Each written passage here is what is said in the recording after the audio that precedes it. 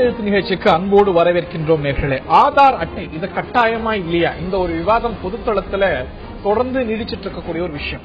நீதிமன்றம் ஒரு முறை அல்ல பல முறை உறுதி செய்திருக்கிறது.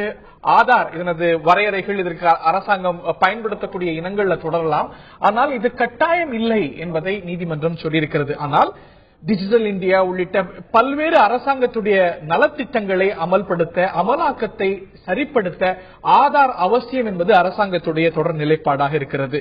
இதனது வரையறையை, இதனது வரம்பை, இதனது ரெல்மை இன்னும் விரிவுபடுத்தணும் அப்படிங்கிறது அரசாங்கத்துடைய எண்ணமாக இருக்கிறது. ஆனால் இன்னொரு பக்கம் வழக்குகளும் நீதிமன்றத்தில் நடந்து கொண்டிருக்கின்றன. பிரைவசி, ஒவ்வொரு தனி மனிதனுக்கும் பிரைவசி இருக்கிறது. இது ஒரு அடிப்படை உரிமை போன்ற ஒரு விஷயம். இது ஒரு மனிதனுடைய அடிப்படை உரிமையாகவே கருத வேண்டும். இந்த ஆதார் அட்டையில பாத்தீங்கன்னா கருவழி எடுக்கிறாங்க, அதுக்கப்புறம் பிங்கர் பிரிண்ட்ஸ் எடுக்கிறாங்க. இதெல்லாம் தனி மனிதனுடைய அடிப்படை உரிமைகள்ல நேரடியாக தாக்கம் ஏற்படுத்தக்கூடியது, பாதிப்பை ஏற்படுத்தக்கூடியது.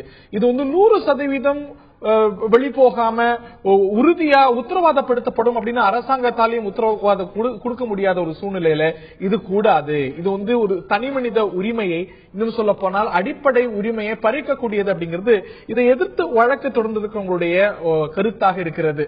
இது ஒரு அடிப்படை உரிமையா, இது ஒரு பிரைவசி அப்படிங்கிறது அடிப்படை உரிமையா, இதில் நேரடியாக தாக்கம் கொள்கிறதா ஆதார் அப்படிங்கிற ஒரு வாதம் தான், அப்படிங்கிற ஒரு கேள்வித்தான் ஒரு அரசியல் சாசன அமர்வுக்கு மாற்றப்பட்டு அமைக்கப்பட்டிருக்கிறது. இந்த நிலையில தனி மனித உரிமை பறிக்கப்படுகிறதா, இது கட்டாயமாக்கப்பட வேண்டுமா, இதில் இருக்கக்கூடிய சாதக பாதகங்கள், இது சார்ந்த பல கேள்விகள், ஆதார் சார்ந்து நாம் அனைவருக்கும் எழுந்திருக்கக்கூடிய பல கேள்விகள், இன்னும் பல புதிய கேள்விகள் எல்லாம் எழுந்திருக்கின்றன. கட்டாயமாக போகிறதா, கட்டாயமாக வேண்டுமா, தனி உரிமைகள்ல பாதிக்கிறதா, இது பல கேள்விகள் எழுந்திருக்க விவாதிப்போம். ஆதார் அட்டை விவகாரம் தனி மனித உரிமை மீறலா, விவாதிக்கலாம். இது சார்ந்த கூடுதல் விவரங்களை டெல்லியிலிருந்து எமது சிறப்பு செய்தியாளர் சலி முதலில் திறக்க. ஆதார் கார்டு என்றால் என்ன? இது ஒரு அடையாள அட்டை, அவ்வளவுதான். இந்த அடையாள அட்டையில என்னெல்லாம் இருக்கும்? பெயர் இருக்கும், நம்மளோட போட்டோ இருக்கும். இங்க ஸ்கேன் பண்ணாங்கன்னா எல்லா டீடைல்ஸும் வந்துடும். ஆதார் கார்டு கொடுக்கறதுக்கு முன்னாடி நம்ம கிட்ட கைரேகை எடுத்திருப்பாங்க, நம்ம கண்ணை கூட ஸ்கேன் பண்ணிருப்பாங்க. அதாவது ஆதார் கார்டு இந்தியாவுல எத்தனை பேர் வச்சிருக்காங்க அப்படின்னா, இந்தியாவுடைய மக்கள் தொகை 125 கோடி. இதுல சுமார் 92 கோடி பேர் ஆதார் கார்டு வச்சிருக்காங்க. நம்ம தமிழகத்தினுடைய மக்கள் தொகை 7.5 கோடி. இதுல 5.5 கோடி பேர் ஆதார் கார்டு வச்சிருக்காங்க, 2 கோடி பேர் கிட்ட ஆதார் கார்டு இல்ல. இப்பொழுது இந்த ஆதார் கார்டுடைய பயன்பாடு தான் என்ன அப்படின்னு சொல்லிட்டு எல்லார் மனசுலயும் ஒரு கேள்வி எழலாம். உச்சநீதிமன்றம் சொல்வதை வைத்து பார்ப்போமானால், இந்த ஆதார் கார்டை வைத்துக் கொண்டு இப்ப தனிப்பட்ட முறையில நாம போய் ஒரு பேங்க் அக்கௌண்ட் திறக்கிறோம், இல்ல நம்ம செல்போனுக்கு ஒரு சிம் கார்டு வாங்குறோம், இந்த கார்டை இது ஒரு அடையாள அட்டையா கொடுத்து அட்ரஸ் ப்ரூஃபா கொடுத்து வாங்க முடியாது இப்போதைக்கு. மாறாக நம்ம அரசு நமக்கு மானியத்துல கொடுக்கறாங்க இல்லையா, எல்பிஜி கொடுப்பாங்க, எல்பிஜி சிலிண்டர்ஸ் கொடுப்பாங்க, அதுக்கப்புறம் இந்த கெரோசின் கொடுப்பாங்க. அதை வாங்கறதுக்கு வேண்டுமானால் நாம் விருப்பப்பட்டால், அதுவும் கட்டாயம் கிடையாது, நாம் விருப்பப்பட்டால் இதை ஒரு அடையாள அட்டையாக காண்பித்து அதை பெற்றுக் கொள்ளலாம் அப்படின்னு சொல்லிட்டு உச்சநீதிமன்றம் சொல்லியிருக்காங்க. இது சம்பந்தப்பட்ட வழக்கு ஏன் உச்சநீதிமன்றத்துக்கு போச்சு அப்படின்னா, ஆதார் கார்டை பொறுத்தவரையில இந்த 12 டிஜிட் நம்பர் பிரச்சனை கிடையாது. மாறாக நம்ம கைரேகை இருக்கு, நம்ம கண்ணோட ஸ்கேன் இருக்கு, நம்மளுடைய முக்கியமான டீடைல்ஸ் எல்லாம் இருக்கு.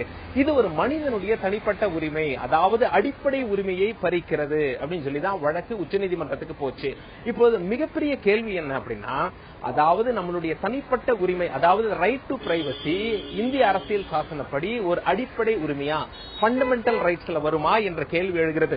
60 வருஷத்துக்கு முன்னாடி உச்சநீதிமன்றம் 1954 இந்த வழக்கு வரும்போது இல்ல தனிப்பட்ட உரிமை அடிப்படை உரிமையில வராது அப்படின்னு சொல்லிட்டாங்க.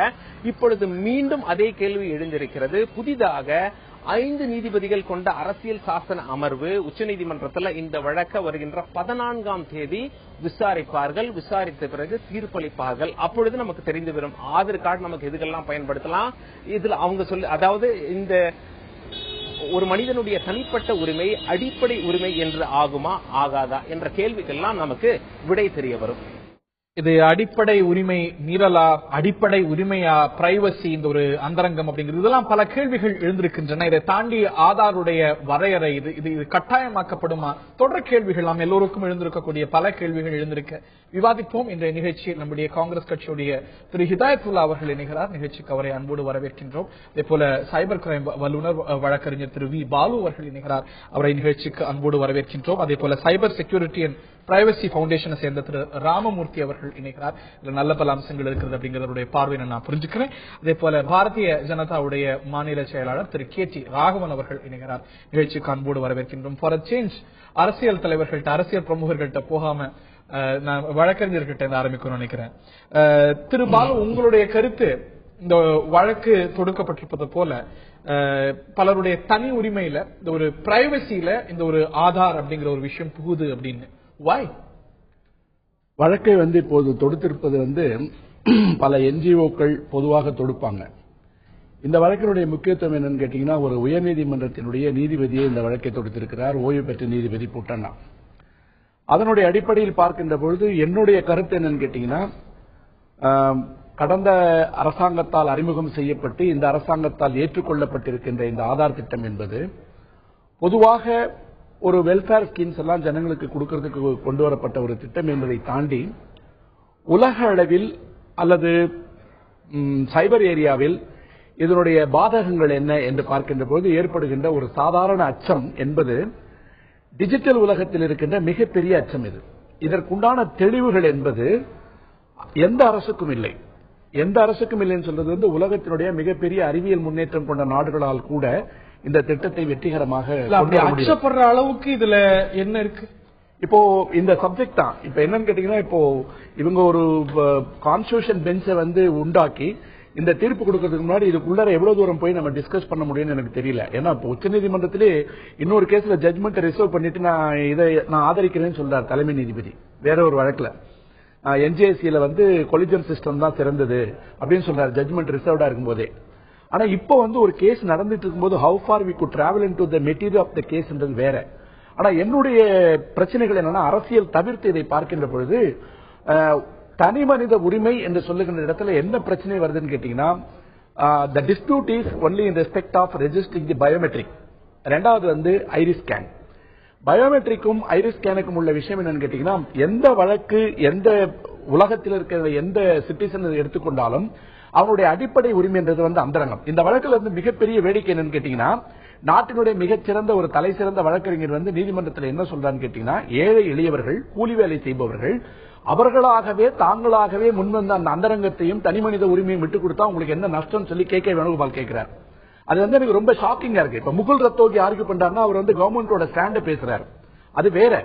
ஆனா ஒரு ஏழை எளியவன் என்பதற்காக அல்லது கூலி வேலை செய்வேன் என்பதற்காக ஆதார் அட்டை என்னன்னே தெரியாத ஒருத்தர் ஏழை எளிய மக்கள் மட்டும் ரெஜிஸ்டர் பண்ணல. சலீம் கூட முதல்ல 92 கோடி பேர் ரெஜிஸ்டர் பண்ணிருக்காங்க.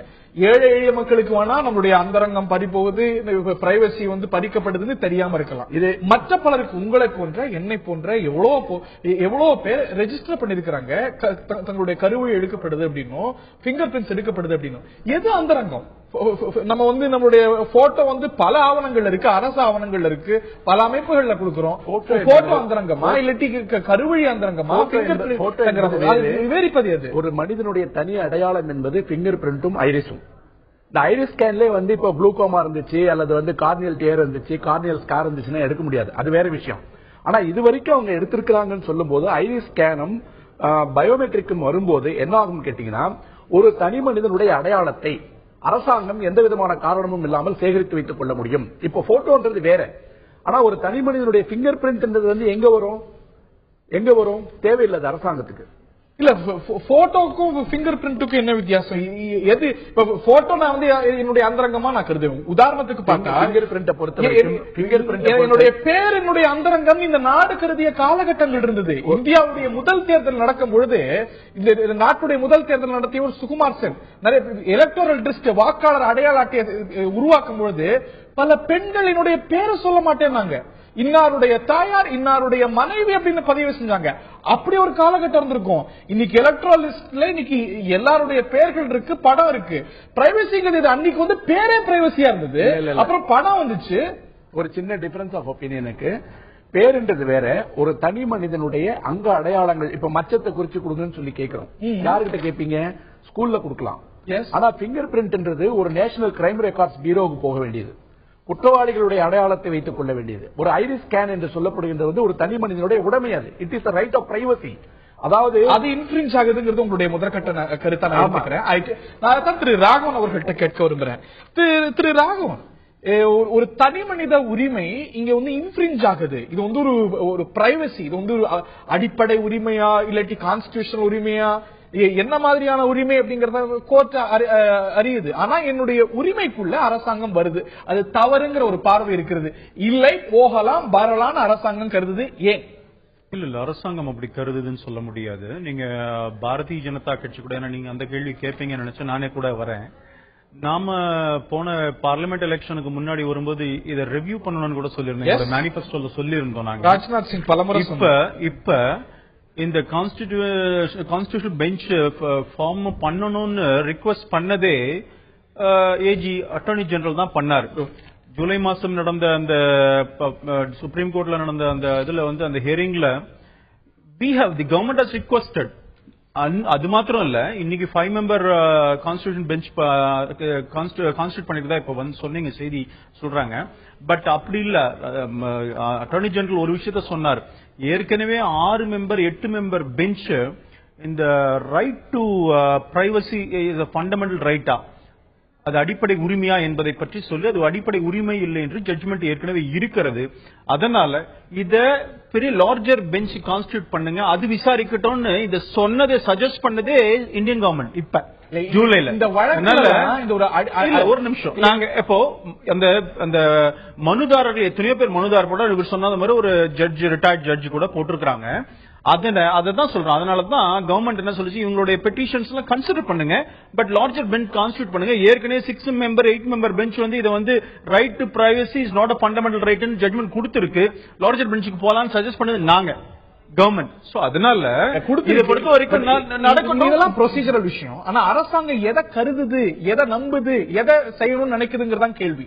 தேர்தலுக்கு முன்பாக இந்த உரிமை பறிக்கப்படக்கூடாது அப்படிங்கிற ஒரு நிலைப்பாட்டையும், இல்ல இந்த ஒரு ஆதாரே மோசடி, இந்த ஆதாரே நாங்க திரும்ப பெறணும், ஆதார்ல கோளாறு இருக்கு, இது வந்து தனி மனித உரிமைகளை பாதிக்குதுன்னு சொல்லி, இன்னைக்கு அது எப்படி பாதிக்குது? வேணா ஒரு பெஞ்ச் இது பண்ணுவோம், ஏற்கனவே சொல்லிடுச்சு தனி மனித உரிமையை பாதிக்காது, பாருங்க 90 கோடி பேர் வந்துட்டாங்க அப்படின்னு. தேர்தலுக்கு முன்பு ஒரு மாதிரியும், தேர்தலுக்கு முன்பு இது உரிமைகளை பாதிப்பதாகவும், இப்பொழுது எந்த உரிமையும் பாதிக்கப்படலன்னு அரசாங்கம் எடுக்கக்கூடிய பிஜேபியோட 2014 தேர்தல் அறிக்கை எடுத்து பாருங்க. சரி, நாங்க ரிவ்யூ பண்றோம்னு சொல்லிருக்கோம். அதே போல அதுக்கு முன்னாடி ஒரு parliamentary standing committee headed by Yashwant Sinha, எங்களுடைய தலைவர், அதுல சொல்லும் பொழுது அந்த கமிட்டி ஒரு ரெக்கமெண்ட் பண்ணிருக்கு, இத கன்சிடர் பண்ணணும், இதெல்லாம் நிறைய விஷயங்கள் ஆராயணும் சொல்லும் பொழுது, ஒரு நிமிஷம், ஆராயணும் சொல்லும் பொழுது சொன்ன முக்கியமான விஷயம், இதுல வந்து யாரையெல்லாம் இதுல சேர்ப்பது என்பது. இல்லீகல் இமிகிரன்ட்ஸ், அத்துமீறி சட்டத்துக்கு விரோதமாக இந்தியாவில் இருக்கிறவங்க கூட இதை பதிவு பண்ணலாம்னு இருந்தது, அதை மாற்ற வேண்டும் அப்படின்னு எதுவும் செய்யாத போது நீங்க வந்து இதை மறுசீரமைக்கணும், மாற்றணும், தலைகீழா மாற்றணும்னு சொன்ன பிறகு எதுவும் செய்யாத பிறகு சொல்றீங்க காங்கிரஸ் சர்க்கார்ல இருந்த போது இந்த ஒரு ஆதார அமைப்பு எப்படி இருந்ததோ அன்னைக்கும் இன்னைக்கும் என்ன மாற்றம் ஏற்பட்டிருக்கு? நிச்சயமா தலைமையிலே மாற்றம் இருக்கிறது, சிந்தனையில மாற்றம் இருக்கு. இன்னொன்னு சொல்றேன், சுப்ரீம் கோர்ட்ல அட்டார்னி ஜெனரல் ப்ளீஸ் வெயிட் மாறி இருக்கலாம், தலைமை மாறி இருக்கலாம், பட் என்ன ப்ராசஸ் மாறி இருக்கு கேட்டு பதில் சொல்ல அலோ பண்ணுங்க. அட்டார்னி ஜெனரல் இன்னொரு பாயிண்ட் அங்க சொன்னாரு, ஆல்ரெடி 80 கோடி மக்களுக்கு 6000 கோடி ரூபாய் இது பண்றது போயாச்சு, பல தூரங்கள் நெடுந்தூரங்கள் போயாச்சு, திரும்பி கூட வர முடியாதுங்கிற நிலைமை இருக்கு.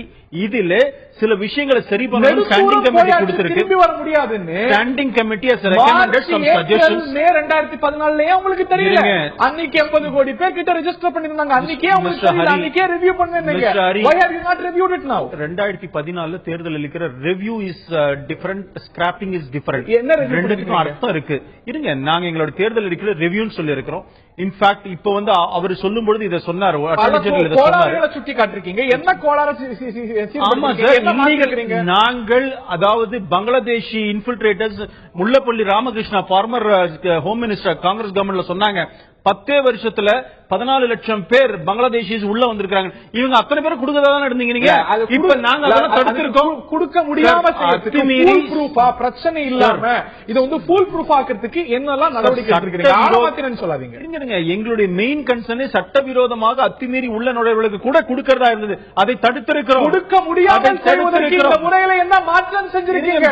நான் சொல்றேங்க, எங்களுடைய பாயிண்டே தாங்க, எல்லாருக்கும் கொடுத்திருக்கீங்க, அப்படி கொடுக்க கூடாதுன்னு தான் எங்களுடைய பாயிண்ட். கொடுக்க முடியல. Standing committee discussed about this. Illegal immigrants எல்லாம் கூட உண்டு. இல்ல இல்லீகல் யாரெல்லாம் இந்தியா உள்ள அத்தனை பேருக்கு கொடுக்குறாங்க. ஒரு நாய்க்குட்டி பேர்ல ஆதார் கார்டு வாங்க முடிஞ்சது, அனுமான் படம் போட்டு ஆதார் கார்டு வாங்க முடிஞ்சது. அதெல்லாம் செய்ய முடியாமல் போவதற்கு ஃபுல் ப்ரூஃப் ஆகிறதுக்கு என்ன மெக்கானிசம் ரிவ்யூ பண்ணிருக்கிறோம். அது ரிவ்யூ பண்ணிருக்கிறோம். இல்லீகல் இமிகிரன்ட்ஸ் வாங்க முடியாதுன்னு தடுத்து இருக்கிறோம்.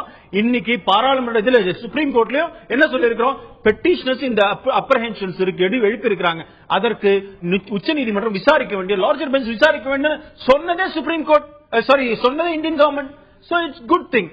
மக்களுடைய அந்த அச்சத்தை போர்க்க வேண்டும் என்பதில் மத்திய அரசாங்கம் விரும்புகிறது. காங்கிரஸ் கட்சியுடைய திரு ஹிதாயத்துல்லா அவர்கள்ட்ட கேட்க விரும்புகிறேன். தனி மனித உரிமை மீறல் இல்ல, பாரதிய ஜனதா அரசாங்கம் உங்கள் வழியில் மிகச்சரியாக மிகச்சிறப்பாக செயல்படுகிறது, அப்படித்தானே திரு ஹிதாயத்துல்லா? சரியாக சொன்னீர்கள். காங்கிரஸ் கட்சி இதை அறிமுகப்படுத்திய போது பல்வேறு காரணங்களை சொல்லி எதிர்த்த பாரதிய ஜனதா இன்று ஆட்சிக்கு வந்ததனால் அதை அமுல்படுத்த வேண்டும் என்பது மட்டுமல்ல, காங்கிரஸை விட வேகமாக கட்டாயப்படுத்த வேண்டிய ஒரு சூழலுக்கு தள்ளப்பட்டிருக்கிறார்கள். வரவேற்கிறீங்க? அந்த வகையில் வரவேற்க நான் விரும்பல. வரவேற்கல. ஏன் வரவேற்கலைன்னா, இன்னும் இந்தியாவில் 30 கோடி மக்கள் ஆதார் அட்டை பெறவில்லை. தமிழ்நாட்டில் 2 கோடி மக்கள் பெறவில்லை. அதுல நானும் ஒருவன். உங்களுக்கு நான் கடந்த பல மாதங்களாக எனக்கு ஆதார் அட்டை வேண்டும் என்று கேட்ட பொழுது இதோ தருகிறோம் இதோ வருகிறோம் என்று சொல்லி வராமல் இறுதியாக நான் பார்த்த பொழுது கடந்த மாதம் எனது வாக்காளர் அட்டையை மறுத்துவிட்டார்கள். எனக்கு இந்த நிலைமையிலே வாக்குச்சீட்டிலே என்னுடைய வாக்காளர் அட்டை மறுக்கப்பட்டது. அதனால் தான் உங்களுக்கு ஆதார் அட்டை மறுக்கப்பட்டது என்றார்கள். அதற்காக கடந்த 1ஆம் தேதி என்னை வர சொன்னார்கள். 1ஆம் தேதி சென்ற பொழுது இன்னும் 10 நாள் கழித்து வாங்கல் என்று நாளைக்கு 10ஆம் தேதி வள்ளுவர் கோட்டத்தில் இருக்கக்கூடிய அதிகாரி பேரை சொல்றதுக்கு நான் விரும்பல. ஆக இது ஒரு என்னை போன்ற மனிதர்களுக்கு ஆதார் அட்டை கேட்டு கிடைக்காத ஒரு சூழல். அதே போன்று இதனால் வாக்காளருடைய பட்டியலிலும் நான் நீக்கப்பட்ட ஒரு சூழல். இப்படி இந்தியாவிலே எத்தனை ஆதார் அட்டை இல்லைன்னு வாக்காளர் பட்டியலில் எனக்கு அந்த அதிகாரி சொன்னதுனால நான் பொறுமையாக இருக்கேன். ஒரு அரசு மேல அவ்வளவு எளிதா போயிடக்கூடாது இல்லையா? கடந்த 1ஆம் தேதி அப்படி சொல்வது சட்டத்துக்கு உட்பட்டது இல்லைன்னே நான் கருதுறேன். அதாவது 1ஆம் தேதி 2 கோடி பேருக்கு கிடைச்சிருக்கிறது. இன்னும் நிறைய பேருக்கு கிடைக்கணுங்கிறதா உங்க அரசாங்கத்துடைய லட்சியமா இருந்தது. இந்த அரசாங்கம் கூட ஒரு டார்கெட் வச்சிருக்கிறது. அந்த குறைபாடுகள் நீக்கப்படணும். பட் இன் பிரின்சிபல் இந்த அரசாங்கம் எடுத்திருக்கக்கூடிய நிலைப்பாடு எப்படி? இந்த நிலைப்பாடுக்கு நான் வர்றேன். இப்ப நான் முக்கியமான விஷயம் சொல்ல வர்றேன். கட்டாயப்படுத்துவது என்பது கூடாது. 14,000 கோடி எங்களுக்கு லாபம் கிடைத்திருக்கு என்று உங்களுக்கு மத்திய அரசு சார்பாக சொல்லப்பட்டது. நீங்க கட்டாயப்படுத்தலையா?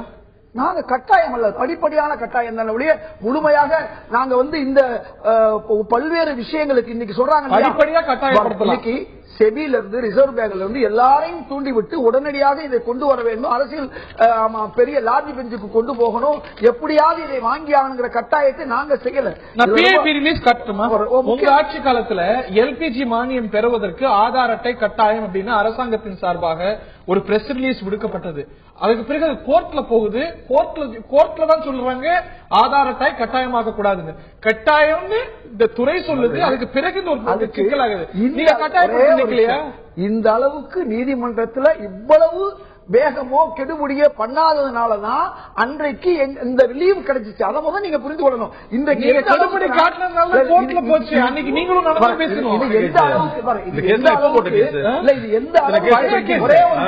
அதாவது எந்த அளவுக்கு அழுத்தம் கொடுக்கப்படுகிறது என்றால், இன்றைக்கு இதை எதிர்த்த அரசு, அந்த எதிர்த்த கட்சி ஆட்சிக்கு வந்த பிறகு பல்லாயிரம் ஏழை எளிய மக்கள், 10,000 கோடி அல்லது கோடிக்கணக்கான ஏழை எளிய மக்களுக்கு கிடைக்க வேண்டிய அந்த அத்தியாவசிய பொருள் கிடைக்க விடாமல் அதன் மூலமாக மானியம், அந்த மானியம் இந்த அட்டர்தான் கொடுக்க முடியும் முதல்ல நிலைப்பாடு எடுத்தது அன்றைய உங்கள் அரசு.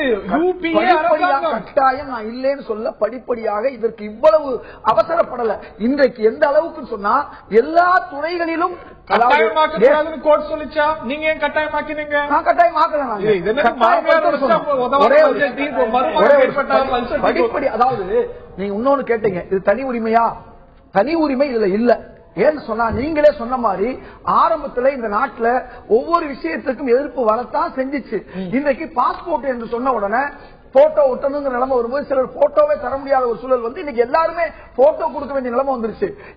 வளர்கின்ற நாடுகள்ல அமெரிக்கா போன்ற பல நாடுகள்ல வளர்ந்த நாடுகள்லையும் இன்றைக்கு ஆதார் என்பது கட்டாயமா இருக்குது. இல்லைங்களா, ஆதார் போன்ற அடையாள அட்டைகள், பயோமெட்ரிக் அடையாள அட்டைகள், அதாவது கைவிரல்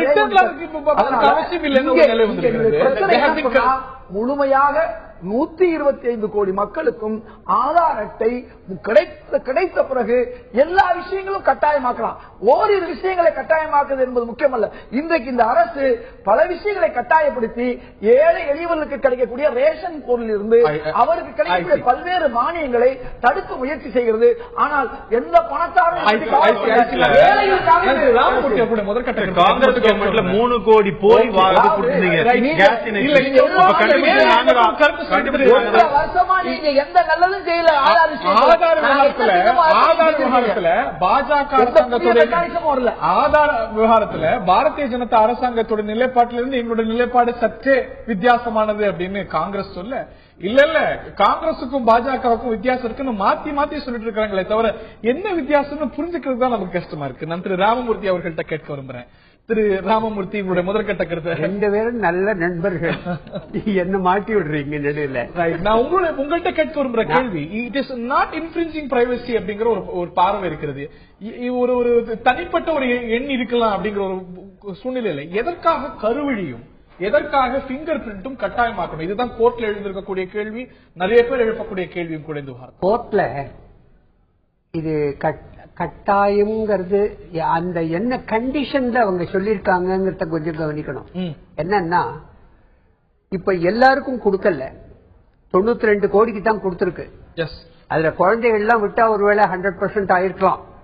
அப்படி இருந்தாலும் யாருக்காவது இந்த ஆதார் அட்டை கிடைக்கவில்லையானால் அதனால் அவங்களுக்கு பெனிஃபிட் ஏதாவது கிடைக்காமல் இருக்கக்கூடாதுங்கிறதுனால தான் கோர்ட் அந்த மாதிரி சொல்றது. கோர்ட் சொல்லுது சரி. இந்த முன்னாள் நீதியரசரும் கூட தொடர்ந்து இருக்கக்கூடிய வழக்கு, இதுல அடிப்படை உரிமை பிரைவசி அப்படிங்கிறது பாதிக்கப்படுது. அந்த ஆஸ்பெக்ட் சொல்றேன். இது வந்து எதற்காக கருவழியும் அதே போல பிங்கர் பிரிண்ட்ஸும் அரசாங்கம் எடுக்கணும். அதை தாண்டி எடுத்தாலும் பரவாயில்ல, அந்த விஷயம் வந்து வெளியில போகாது அப்படிங்கிற உத்தரவாதத்தை ஏன் அரசாங்கத்தால கொடுக்க முடியாது? நீங்க சொல்றதுக்கு நான் வேற விதத்துல பதில் சொல்றேன். இந்த கம்ப்யூட்டர்னு வந்ததுனாலேயே உங்களுக்கு பிரைவசிங்கிறதும் போயிடுத்து, செக்யூரிட்டியும் போயிடுத்து. பில்கேட்ஸா இருக்கட்டும் அல்லது வேற எந்த பெரிய கம்ப்யூட்டர் கம்பெனியா இருக்கட்டும், என்னுடைய கம்ப்யூட்டர்ல யாரும் உள்ள நுழைய முடியாது, என்னுடைய கம்ப்யூட்டர்ல இருந்து டேட்டாவை யாரும் திருட முடியாது அப்படின்னு அவன் சொன்னான்னா அவன் போய் சொல்றான்னு அர்த்தம். என்ன காரணம்னா, இந்த இன்டர்நெட்டுங்கிறதோ இந்த கம்ப்யூட்டருங்கிறதோ அதனுடைய அமைப்புகள்லயே பலவிதமான குறைபாடுகள்லாம் இருக்கு. அந்த குறைபாடுகள் இப்போ திருட வந்து நம்ம வீட்டுல வந்து திருடுறான்னு சொன்னா திருடுறான்னு இல்ல, நீங்க ஜாக்கிரதையா இருக்கணும், ஜன்னலை மூடி வைக்கணும், கதவை திறந்து வச்சுட்டு டிவி சீரியல் பார்த்துட்டு இருக்க கூடாது. இது மாதிரி நீங்க ஜாக்கிரதையா இருக்கணும். இப்போ பில்கேட்ஸும் ஜாக்கிரதையா இல்லைன்னா அவனுடைய கம்ப்யூட்டர் வீட்லயே நூதனமா திருட முடியுங்கிற ஒரு அமைப்பு வந்துருமே. அதனால இந்த விஷயம் கூட ஆக்சஸபிள் ஆக்கணுமா அப்படிங்கறதுதான் கொஸ்டின். இல்ல, நீங்க குறுகிய நோக்கத்தோட பாக்குறீங்க, ஓவராலா கவனிங்க. இந்த முதல்ல நீங்க சொன்ன பாயிண்ட், இந்த subject of this discussion is இது கட்டாயமா இல்லையா, அந்த பாயிண்ட்டுக்கு நான் முதல்ல பதில் சொல்லிடுறேன், அதுக்கப்புறம் இதுக்கு வருவோம். இது கட்டாயம் ஆகக்கூடாதுன்னு கோர்ட் சொல்லு. அது கோர்ட் சொல்றது சார். ஜனங்கள் எல்லாருமே சேர்ந்து கட்டாயம்னு வேணும்னு கேட்டாங்கன்னா கோர்ட் இல்ல, ஜனங்க வந்து இது ஆதார் கார்டு எங்களுக்கு கட்டாயமா உடனே யார் போராட்டம் நடத்தினா இது இல்லாட்டி பெனிஃபிட்ஸ் கிடைக்காது அப்படிங்கிற ஒரு அச்சம் வருது, அப்படிங்கிற ஒரு எண்ணம் வருது, பொது புத்தியில் அப்படி ஒரு பார்வை வருது. வேற வழி இல்லாம எடுக்கிறாங்களே தவிர ஏதோ மக்கள் எங்களுக்கு கண்டிப்பா ஆதார் வேணும்னு யார் போராட்டம் நடத்தினா சார்? நமக்கெல்லாம் சுதந்திரம் வந்தது. சுதந்திரம் வந்ததுன்னா யாராவது நம்ம எல்லாம் சுதந்திரம் வேணும்னு கேட்டோம். யாரோ ஒரு ஆள் மகாத்மா காந்தி கேட்டாரு, கேட்ட உடனே எல்லாருமா சேர்ந்துட்டோம், அவ்வளவுதான். எல்லாருடைய பார்வையும் ஒரு சேனல். ஆமா, இதுல நமக்கு வந்து இன்னி தேதியில ஆதார்னு ஒண்ணு இருந்ததுனால் ஜனங்களுக்கு கடைசி மட்டத்துல இருக்கிறவனுக்கு போய் சேர வேண்டிய பணம் ஃபுல்லா போய் சேருங்கிற நம்பிக்கை இருக்கு. ஆதார் கார்டு வந்தால் இப்ப சமீபத்துல கேஸ்ல சிலிண்டர்ஸ்ல பல விஷயங்கள் தப்பான சிலிண்டர்ஸ் எல்லாம் போய் ஏகப்பட்ட கோடிக்கணக்கான ரூபாய்கள் சேவ் பண்ணிருக்காங்க. I take your point sir. எல்லா இதுவும் போயிடுச்சு, தப்பானதெல்லாம் ஏழைகளுக்கும் போகுது, வாங்க முடியாதவங்களுக்கும் போயிருக்கு, ஏழைகளுக்கும் போயிருக்கு. பாபு, இது வந்து நீங்க வந்து பிரைவசி இன்ஃப்ளூயன்ஸ் பண்ணுது அப்படிங்கிறீங்க. இந்த பிரைவசி பரிபூர்ணமா எல்லா புதுசா பரிபூர்ணத்துக்கு இருக்கா? இந்த மொபைல் போன் இருக்கு. இந்த மொபைல் போன்ல நான் வச்சிட்டு இருக்கக்கூடிய படங்கள், செய்தி, இது யாரும் ஆக்சசிபிள் பண்ண முடியும். நான் இன்னைக்கு ஒரு ஆப்ஸ் எல்லாம் டவுன்லோட் பண்ணி வச்சிருக்கேன்னா இதெல்லாம் இதுக்கெல்லாம் ஆக்சஸ் கிடைத்த பிறகுதான் அந்த ஆப் என்னோட மொபைல்லயே உட்காருது. அப்படி இருக்கும்போது யாரும் ஆக்சஸ் பண்ண முடியும் போது புதுசா பிரைவசி பறிப்போகும் அப்படிங்கிற மாதிரி பேசுறது இல்ல. அதாவது ஒரு புரிதல் இல்லாத காரணம் என்னன்னு கேட்டீங்கன்னா, நான் கொஞ்சம் தெளிவா சொல்ல விரும்புறேன். ஐயா கூட கரெக்டா ஸ்டார்ட் பண்ணாங்க, எனக்கு சார்பா பேசுறாங்கன்னு நினைச்சேன், கடைசியில போய் கட்டாயம்ட்டாங்க. கோர்ட்ல இருக்கிற இன்னைக்கு விஷயமே வந்து என்னன்னு கேட்டீங்கன்னா, this is not mandatory but voluntary அப்படின்றதான் இன்னைக்கு கோர்ட்ல இருக்க இஷ்யூ. பட் பிரைவசின்னு சொல்லி வரும்போது பாத்தீங்கன்னா பரிபூர்ணமா வந்த பிறகு பல நிகழ்ச்சிகளில் நான் சொல்லிக் கொண்டிருப்பது இப்ப உங்க சொன்ன மாதிரி தான், கம்ப்யூட்டர் இன்டர்நெட் சர்வர்னு வந்த பிற்பாடு எவ்ரிபடி இஸ் டிஜிட்டலி நேக்கட் அப்படின்றது என்னுடைய ரெட் லைன். ஓகே, புதுசா இதுல வரேன். இப்போ இதை பதிவு செய்து என்பது தனியார் நிறுவனங்கள். சரி, whether it is full proof, இதை ஹேக் பண்ண முடியுமா, இந்த ஏஜென்சி இதை வெளியில விக்கிறானா இல்லையா தெளிவு வந்து யாருக்குமே கிடையாது. சிபிஐ உடைய வெப்சைட் ஹேக் பண்றாங்க சார். Full proof sir. அப்போ நீங்க என்ன பேங்க்ல வந்து நம்ம லாக்கர்ல ஒரு பேங்க் கொள்ளடிச்சா முழுவதுமா ஒரே நிமிஷம். இப்ப சகோதரர் சொன்னார், அது கூட தவறான தகவல். இங்கிலாந்துல கூட அது கிடையாது. இங்கிலாந்து அது ஃபெயிலியர். அதுக்கு அடுத்தது அமெரிக்காவில் 25 ஸ்டேட் வந்து அதை ரேட்டிஃபை பண்ணல. ஆனா இவ்வளவு தூரம் நம்ம உட்கார்ந்து பேசணும். சைபர் செக்யூரிட்டியில உலகத்துல நாங்க தான் மிகப்பெரிய ஆள் சொல்லிக் கொண்டிருந்த அமெரிக்கா எட்வர்ட் ஸ்னோடன் பின்னாடி ஓடிட்டு இருக்கு, ஜூலியஸ் அசாஞ்சே பின்னாடி ஓடிட்டு இருக்கு. எங்க இருந்து திருடப்பட்டது, எப்படி திருடப்பட்டதுன்னு தெரியல. முந்தானேத்து வந்த ஒரு ரிப்போர்ட் நீங்க பாத்தீங்கன்னா, பிரிட்டன் ஒரே ஒரு நிமிஷம், பிரிட்டன் அரசாங்கத்துக்கிட்ட என் படம் இருக்கு, என்னுடைய வாய்ப்பு இருக்கு, எல்லாமே ஒரே ஒரு நிமிஷம். இந்த பிங்கர் பிரிண்டும் இந்த கருவழியும் நீங்க வந்து சர்வர்ல இருந்து எடுக்க முடியலாம்னு சொன்னாவே உங்களுடைய பிங்கர் பிரிண்ட் வந்து எந்த விதத்திலையும் மிஸ்யூஸ் பண்ண முடியும், உங்களுடைய ஐரிஸ் ஸ்கேனை மிஸ்யூஸ் பண்ண முடியும். பிளீஸ், அதுக்கு அடுத்தது ரத்த மாதிரிகள் எடுக்க போறாங்க, டிஎன்ஏ எடுக்க போறாங்க. இந்த டிஎன்ஏ எடுத்துல ஒரு குறிப்பிடப்படல. நான் என்ன சொல்ல வரேன்னு கேட்டீங்கன்னா, உலகத்தினுடைய மிகப்பெரிய நாடுகள்லாம் அஞ்சி போய் உங்க பிங்கர் பிரிண்ட் அரசாங்கத்துக்கிட்ட இல்லையா? இல்லையே. ரெஜிஸ்ட்ரேஷன் பண்ணா பிங்கர் பிரிண்ட் ரெஜிஸ்ட்ரேஷன் பண்றது அந்த டாக்குமெண்டோட சரி பயோமெட்ரிக்ல போகும்போது that will go to the national server இருக்கு சார். ஒரு நாட்டுக்குள்ள போனா பிங்கர் பிரிண்ட் கேக்குறாங்க. பிங்கர் பிரிண்ட பொறுத்த வரைக்கும் குற்றவியல் வழக்குகள்ல ஒரு பிங்கர் பிரிண்ட் நீங்க இப்படி வைக்கிறதுக்கும் இப்படி வைக்கிறதுக்கும் உள்ள டிஃபரன்ஸ் வந்து பிங்கர் பிரிண்டே மாறும். பயோமெட்ரிக்ல நீங்க என்ன விதத்துல வந்து அதுக்கு ஃபுல் ப்ரூஃப்ன்றதுக்கு இது வரைக்கும் சயின்டிபிக்கா டெக்னிக்கலா எந்த விளக்கமும் இல்லை. அதுக்கு அடுத்தது பிரைவசின்னு சொல்லி வரும்போது ஒரு தனி மனிதனுடைய அந்தரங்க செய்திகளை கொடுக்க கூடாது என்பதற்கு பல சட்டங்கள் இருக்கு. ஒரே ஒரு நிமிஷம், பல சட்டங்கள் இருக்கு. இப்ப உதாரணத்துக்கு இன்ஃபர்மேஷன் டெக்னாலஜி ஆக்ட்ல இன்வேஷன் இன்டு பிரைவசின்னு சொல்லிட்டு தனியா ஒரு செக்ஷன் இருக்கு. ஆர்டிஐ ஆக்ட்ல வந்து நீங்க கேட்டீங்கன்னா ஒரு தனிப்பட்ட மனிதனுடைய தகவல்களை தர முடியாதுன்னு சொல்லி ஆர்டிஐல சட்டம் சொல்லுது. பீகார்ல வந்து பீகார்ல இருக்கிற ஒரு வழக்கப்படுத்த முடியாது, பட் இட் இஸ் வாலண்டரி. யார் வாலண்டரி? நீங்க 92 கோடி பேர் ஒரு நிமிஷம் நான் கருவழி கொடுக்கறேன், என்னுடைய பிங்கர் பிரிண்ட பதிவு செஞ்சேன்னு தெரிஞ்சு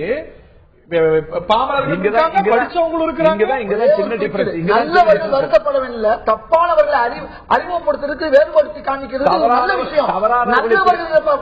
கவலைப்பட வேண்டிய திருடர்கள் மோசமானவர்களை வெளிப்படுத்துவதற்கு இந்த அடையாளங்கள் வந்து இணையத்தில் இருக்க இந்த தகவல்களையும் மற்றவற்றையும் அடுத்தவங்க எடுக்கணும். இப்ப ட்ரூ காலர் எடுத்தீங்கன்னாவே உங்களுக்கு தெரியும். நீங்க எந்த விதத்திலையும் போக உங்களுக்கு சிங்க் ஆகி அடுத்தவங்க எல்லாத்துக்கும் நம்பரை காமிக்கும். ஆப்ஸ்ல போய் எதை பண்ணீங்கன்னாலும் சிங்க் ஆகும்போது உங்களுடைய போன்ல இருக்கிற நம்பர்ல இருந்து எல்லாமே வந்து வெளியாட்களுக்கு கிடைச்சிடும். இப்ப உதாரணத்திற்கு வந்து இப்ப கவர்மெண்ட் போட்டிருக்கிற ஒரு அக்ரிமெண்ட்ல டெக்னாலஜிக்கலா நீங்க போட்டிருக்கிற அக்ரிமெண்ட் இருக்கிற டீடைல்ஸ் தெரியலன்னு சொல்லிட்டு நண்பருக்கு தெரிஞ்சிருக்கும். பிஜேபியை சார்ந்த கோவிந்தாச்சாரியா ஒரு வழக்கு போட்டிருக்காரு டெல்லி ஹைகோர்ட்ல. என்ன சொல்லிருக்காருன்னா, பேஸ்புக்கோடையும் ட்விட்டரோடையும் நீங்க போட்டிருக்கிற அக்ரிமெண்ட் வந்து டிரான்ஸ்பரண்டா நீங்க கொண்டு வாங்க அப்படின்னு சொல்லி ஒரு வழக்கை கேட்கும் போது என்ன சொல்றாங்கன்னு அரசாங்கத்தினுடைய கருத்தை கேட்டு என்ன சொல்லிருக்காங்கன்னா, இதுல வந்து சென்ட்ரல் கவர்மெண்டே வந்து டிஜிட்டல் கம்பெனி எல்லாத்துக்குமே ஒரு ஏஜென்ட் மாதிரி ஒர்க் பண்றாங்க. பிஜேபி காரரே கேஸ் போட்டிருக்காரு. This is not politics. நான் வந்து பிஜேபிக்கும் சொல்ல கோங்கிரஸுக்கும் சொல்ல, பிரிட்டன் இந்த அரசாங்கத்துக்குமான அந்த அரசியல் எனக்கு வேணாம். நான் சொல்றது என்னன்னு கேட்டீங்கன்னா, ஒரு பிரிட்டன் அரசாங்கம் வந்து இன்னைக்கு ஸ்மார்ட் போன்ல இருக்கிற எல்லாத்தையும் ஸ்ரூப் பண்ணி உள்ள எடுக்க முடியும்னு சொல்றாங்க. ஜெர்மனில இருந்து வர ஏஞ்சலா மார்க்கெல் வந்து நேரா போய் எங்களுடைய ரகசியங்கள்லாம் தயவு செய்து நீங்க வந்து எடுக்காதீங்க அப்படின்றாங்க.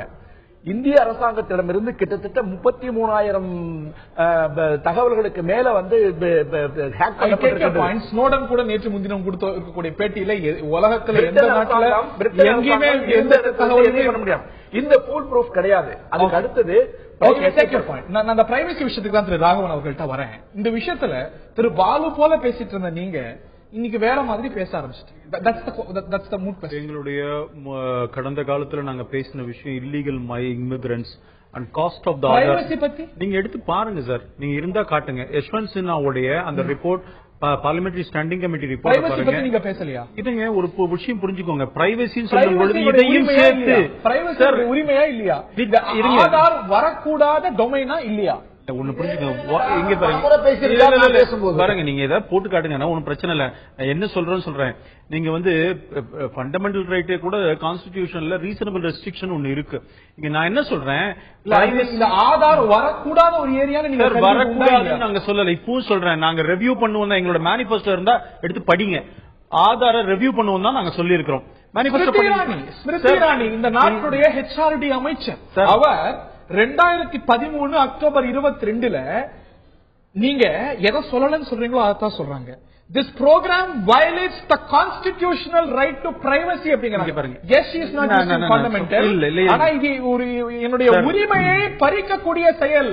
ஆக இது வந்து என்னுடைய உரிமைக்கு எதிரானது ஸ்மிருதி இரானி சொல்றாங்க. நான் சொல்றேன், அதுக்கு எக்ஸ்பிளனேஷன் நான் கொடுக்குறேன். கான்ஸ்டிடியூஷனல் வயலேஷன் 2 பாயிண்ட்ல சொல்றாங்க. பிகாஸ் இந்த மாதிரி விஷயம் இந்த ஆதாரை எக்ஸிகியூட்டிவ் ஆர்டர் மூலமா இம்ப்ளிமெண்ட் பண்றாங்க.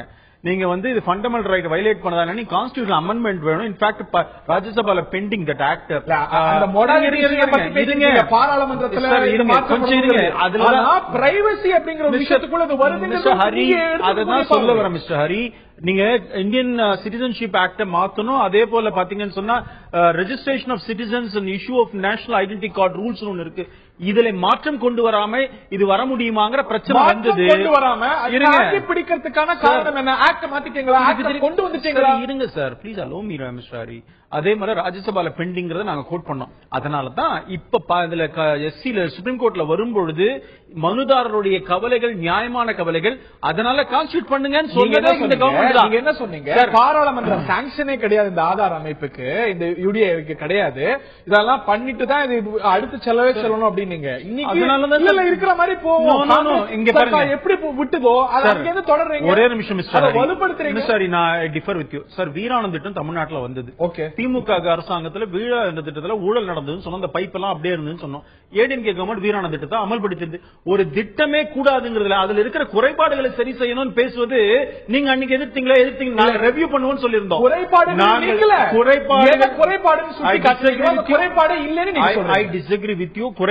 நீக்கின குறைபாடு இல்லீகல் இமிகிரன்ட்ஸ் எல்லாம் இப்ப நாம அதை சரி பண்ணி இருக்கிறோம். சட்டம் கொண்டு இல்லீகல் இமிகிரன்ட்ஸ் சார், இது சட்டம் கொண்டு சொன்னது நீங்க மிஸ்டர் ஹரி. ஒன்னு புரிஞ்சுக்கோங்க, இத வந்து இதுல ரூல்ஸ் சரி பண்றது இல்லாட்டி அவங்களுக்கு இன்ஸ்ட்ரக்ஷன் கொடுக்கறது தான். அது தவிர இதுக்கே சட்டம் கிடையாது. எக்ஸிகியூட்டிவ் ஆர்டர் தான் ஆதார் திட்டமே. எக்ஸிகியூட்டிவ் ஆர்டர் இருக்க கூடாது, சட்டம் வேணும்னு கோரியது நீங்க, கொண்டு வராதது நீங்க. மீண்டும் மீண்டும் அதுதாங்க சொல்ல வரேன். எக்ஸிகியூட்டிவ் ஆர்டர்ல வந்தது தவறு நாங்க சொன்னோம். இருக்கு இருங்க சார். இப்ப பிரச்சனையே கோர்ட்ல அதானே சார். எக்ஸிகியூட்டிவ் ஆர்டர் மூலமா கொண்டு வந்து தவறு, பிரைவசி ரைட் டு பிரைவசி இருக்கு, இந்த மாதிரி பண்ணணும் போது கவர்மெண்ட் அக்செப்டட் தட். எஸ், நீங்க எது right to privacy is fundamental ரைட்டா இல்லையாங்கறத கான்ஸ்டிடியூஷன் பெஞ்ச் டிசைட் பண்ணட்டும். Larger bench that too. ஏன்னா 8 பேர் இருக்கிறவங்க எல்லாம் ஏற்கனவே பண்ணிட்டாங்க. இப்ப லார்ஜர் பெஞ்ச் வரணும். பிரைவசியானா சாப்பாடுன்னு மக்கள் தேர்ந்தெடுக்கிறாங்க. இன்னைக்கே வாதிடுறீங்க, அன்னைக்கே வேற மாதிரி பேசுறீங்க. பாருங்க, நான் என்னைக்கும் வாதாடல, இப்பவும் சொல்றோம். ரெவ்யூன்னு சொல்லும்போது அரசாங்கத்தின் சார்பாக ஸ்மிருதி இரானி பத்தி பேசுறீங்க. முகுல் ரோத்தகை பத்தி பேசுறீங்க. ஸ்மிருதி இரானி பத்தி கூட கோட் பண்ணீங்க. ஏன் இங்க நரேந்திர மோடி அவர்கள் இங்க திருச்சியில வரும்பொழுது ஆதார் அட்டையில ஆதார் இதுல வந்து ஊழல் நிறைய இருக்குதுன்னு பேசினா நானும் கேட்டேன். இங்க நம்ம தமிழ்நாட்டுல வந்து பேசுறாங்க.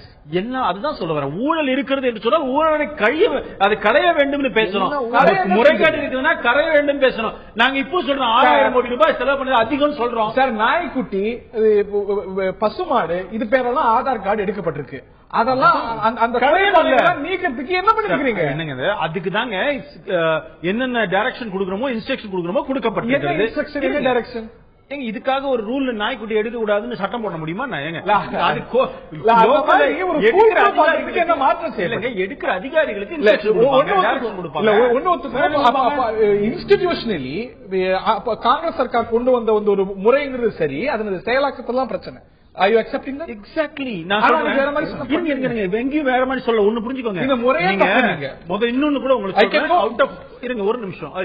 நீங்க டைரக்ட் மணி டிரான்ஸ்பர் இங்க கொண்டு வந்தாங்க. நாங்க அப்ப சொன்ன நீ வெறும் டைரக்ட் மணி டிரான்ஸ்பர் யாருக்கு போகும், அக்கௌண்ட் இல்லாதவங்க எப்படி போடுவ, அதுல மேனிபுலேஷன் இருக்குன்னு சொன்னோம். இப்ப ஜன்தன்ல 15 crore ஜன்தன் அக்கௌண்ட் கொண்டு வந்து இப்ப டைரக்ட் மணி டிரான்ஸ்பர் கரெக்டா நடக்குது. இந்த 3 கோடி போலி இணைப்பு இருக்குது நாங்க நிரூபிச்சு. இந்த ஆதார் முறையை நேஷனல் செக்யூரிட்டிக்கு த்ரெட்னு உங்களுடைய செய்தி தொடர்பாளர் லேக்கி சொன்னாங்க.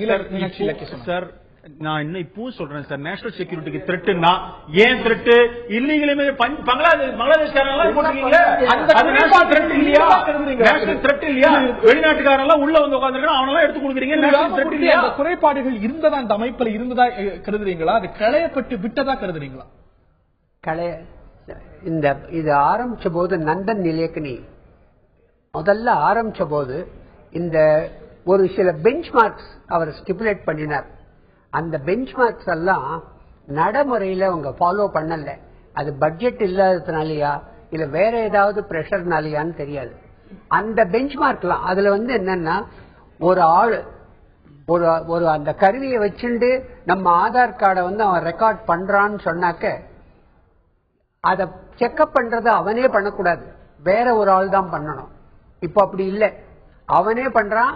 அதுலயும் சோம்பல் பட்டு நம்மள்டையே காமிச்சுடுறான். நம்மள்ட்ட அதை பார்த்த உடனே அதுக்கு நம்ம பார்த்த உடனே முதல்ல கோவம் தான் வருது நமக்கு. படத்தை பார்த்தா அந்த படத்தை பார்த்து அது என்ன காரணம்னா உலகத்திலேயே மகா அழகின்னு யாரையாவது ஒருத்தரை சொல்லி அவங்கள போட்டோ எடுக்க சொன்னா கூட அவங்க பார்த்துட்டு இது நான் இல்லேன்னு சொல்லக்கூடிய அளவுக்கு மோசமா எடுக்கிறாங்க போட்டோ. அதுல அதை கீழே பாக்குறோம், பார்த்துட்டு சரிங்கிறோம் இல்லைங்கிறோம் ஏதோ திருத்துறாங்க. அதனால அவங்க முதல்ல அடிப்படையிலேயே இந்த மாதிரி செக் பாயிண்ட்ஸ் எல்லாமே மாறிடுத்து. செக்யூரிட்டி விஷயங்கள்ல இதுல இன்னும் நிறைய குறைபாடுகள் இருக்கிறது.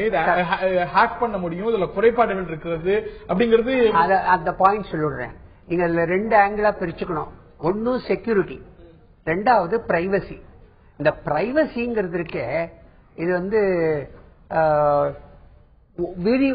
எந்த ஒரு உருவத்துக்கும் வராத ஒரு செயல் பிரைவசி. அதை சரியானபடி டிஃபைனே பண்ண முடியாது. இல்லாட்டி பிங்கர் பிரிண்ட்ஸ் பிரைவசியா, கருவழி பிரைவசியா, டிஎன்ஏ பிரைவசியா, ஸ்கேன் பிரைவசியா, எப்படி ஏர்போர்ட்ல பிரசிங் இருக்கு என்ன சொல்லுவீங்க நீங்க? அது டிராவலிங் நாயம் மேன். சாரி, ஒரு நாட்டுக்கு போறோம் அப்படின்னா நான் பிங்கர் பிரிண்ட் நாடுகள் உள்ள போக முடியாது. ஒரு நிமிஷம் நீங்க எல்லாரும் மறந்துட்டு பேசுறீங்க. அமெரிக்கா பிங்கர் பிரிண்ட் வச்சுட்டு தான் நீங்க போகணும்னு சொன்ன உடனே பிரேசில்ல சொன்னா யார் நீங்க வந்தாலும் உள்ள பிங்கர் பிரிண்ட் வச்சுட்டு போறதுக்கு நாங்க எடுப்போம்னு சொன்னோடனே அமெரிக்கா பின் வாங்கிட்டாங்க. அதெல்லாம் விட்டுருங்க. நான் சொல்றது நான் இந்த அரசியலுக்குள்ளே நான் போக விரும்பல. தனி மனித உரிமையை இது பாதிக்குமா பாதிக்காதா என்றால் அங்க போகாம இங்க போக கூடாது. அப்துல் கலாம் ஷூவே கேட்டு சொன்னாங்களே. இல்ல அதாவது அப்துல் கலாம் ஷூ கேட்டு சொன்னா அவர் ரொம்ப நாகரிகமா வந்துட்டாரு. இந்த டிக்னிட்டின்றதே என்னன்னு கேட்டீங்கன்னா சுப்ரீம் கோர்ட் நிறைய வாட்டி சொல்லிட்டான், ஒரு தனி மனிதனுடைய டிக்னிட்டி ஷட் பி அஷ்யூ. நான் சொன்னது என்னன்னு கேட்டீங்கன்னா இந்த ஐரிஸ்லயும் பிங்கர் பயோமெட்ரிக்லயும் என்ன வரும்னு கேட்டீங்கன்னா ஒரு குற்றவாளிகளுக்கு எடுக்க வேண்டிய ஒன்றை ஒரு தனி மனிதனுடைய விஷயங்கள் இருந்ததுன்னா that can be interpolated, data can be sold, data can be leaked, data can be hacked. இதுதான் விஷயம். மோடி பதவியேற்றுக் கொண்ட உடனே கொடுத்த முதல் ஸ்டேட்மெண்ட் என்ன? நான் பதவியேற்றுக் கொண்டவுடன் 50 நாடுகளை சார்ந்த தலைவர்களை சந்தித்தேன், எங்களுக்கு நிகழ முதல் பிரச்சனையே சைபர் செக்யூரிட்டி தான் சொல்லிட்டு நம்ம பிரதமர் சொல்லியிருக்காரு. இந்த சைபர் செக்யூரிட்டியில பிரைவேட் ஏஜென்சி மூலமா எடுத்துக்கொண்டிருக்கின்ற இந்த தகவல்கள் இன்னைக்கு டேட்டாஸ் தான் இன்வெஸ்ட்மெண்ட். எந்த கண்ட்ரிக்கும் டேட்டாஸ் தான் இன்வெஸ்ட்மெண்ட். இந்த டேட்டாஸ் யாரு திருடுறாங்களோ அவங்க எந்த நாட்டையும் நிலைகுலை வைக்க முடியும் என்பது நிரூபிக்கப்பட்டிருக்கிறது. நான் மறுபடியும் சொல்றதுக்கு என்ன காரணம் கேட்டீங்கன்னா ஒரே ஒரு விஷயம் என்ன அலோவ் பண்ணுங்க. 1975 வருஷம் எழுத்தாளர் சுஜாதா ஒரு கதை எழுதினார். என்ன சொன்னாங்கன்னு கேட்டீங்கன்னா இன்னும் 50 வருடங்கள் கழித்து மனிதர்களுக்கு எண்கள் தான் வழங்கப்படும். காலையில கூப்பிட்டு கேட்பாங்க, ஒரு 100 பேர் வருவாங்க, இன்னைக்கு இவங்களுக்கு என்ன வேலைன்னு கேட்டா ரீப்ரொடக்ஷன் சொல்லுவாங்க. மனிதர்களை வந்து மந்தைகள் அதுல என்ன தவறுன்னு கேக்குறேன். எனக்கு ஒரு பாஸ்போர்ட் எண் இருக்கிறது, ரேஷன் எல்லாத்தையும் ஒரு எண் இருக்கு. அடிப்படை வித்தியாசம் என்னன்னு கேட்டீங்கன்னா ஐரிஸ் ஸ்கேனும் பயோமெட்ரிக்கும் அரசாங்கத்திற்கு எதுக்குன்றதான் கேள்வி. இது வந்து என் படம் எதுக்கு சார்? ரோட்டு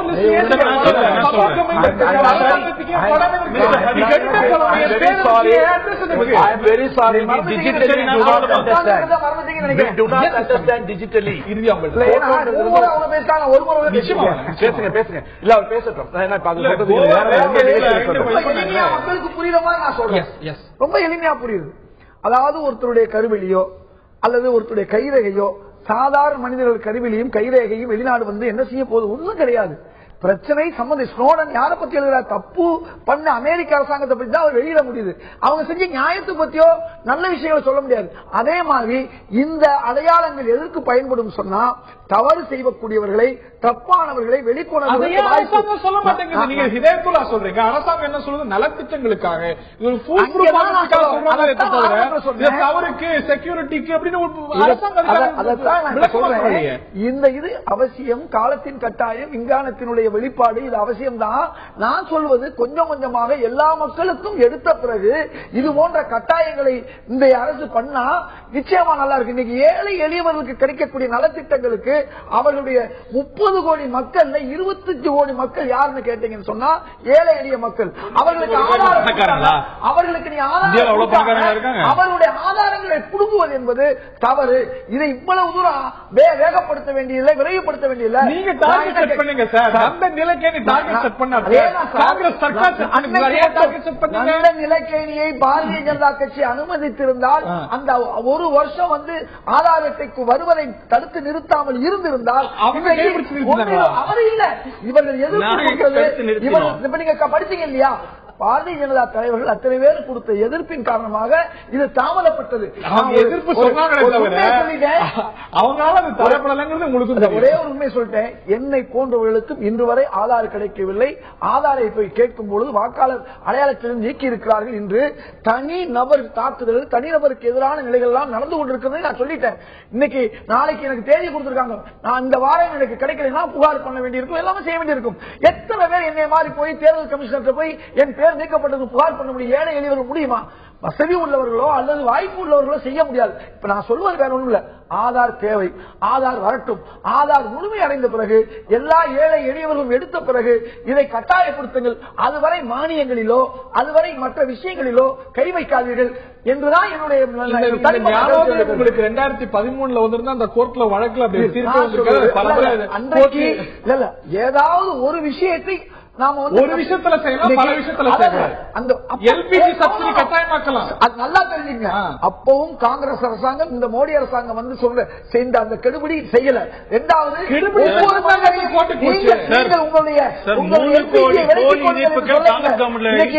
எல்பிஜி பட்டன் வந்து 0 பட்டன் 1வது பட்டன் போட்டு ஏழை எளியவர்கள் தெரியாம அமைக்கிட்டாங்கன்னு சொன்னா அவர்களுக்கு தானாக அவருடைய எல்பிஜி உடைய மானியம் போயுது. இப்படி புத்திசாலித்தனமாக ஏமாற்றுவது, எம்பிஏ ஏமாத்துன்னு சொல்லுவாங்க. இப்படி ஒரு ஏமாத்துற வேலையை இந்த அரசாங்கம் செய்ய வேண்டாம் என்பதுதான். ஆதார் நான் வேணான்னு சொல்லல, ஆதார் அவசியம். இது தனி மனித உரிமையை பாதிக்காது. அதே நேரத்தில் எல்லாருக்கும் கிடைத்த பிறகு கட்டாயப்படுத்துங்க. அதுவரை ஏழைகள் பாதிப்பு ரொம்ப குறைவா இருக்கு. ரொம்ப இறுதியா அரசியல்வாதி இல்லைன்னா அட்வொகேட்டும் இல்லை. சாதாரணமாக கம்ப்யூட்டரை யாரெல்லாம் உபயோகப்படுத்துறாங்களோ அல்லது சாதாரணமாக பண விஷயத்துல யாரெல்லாம் யூஸ் பண்றாங்களோ அவங்க எல்லாருக்கும் ஆதார் மிகவும் உபயோகமாக இருக்கும். தப்பு தண்டா எல்லாம் நடந்தால் அந்த கண்டுபிடிக்கிறதுக்கும் ஆதார் கார்டு மிகவும் உபயோகமாக இருக்கும்.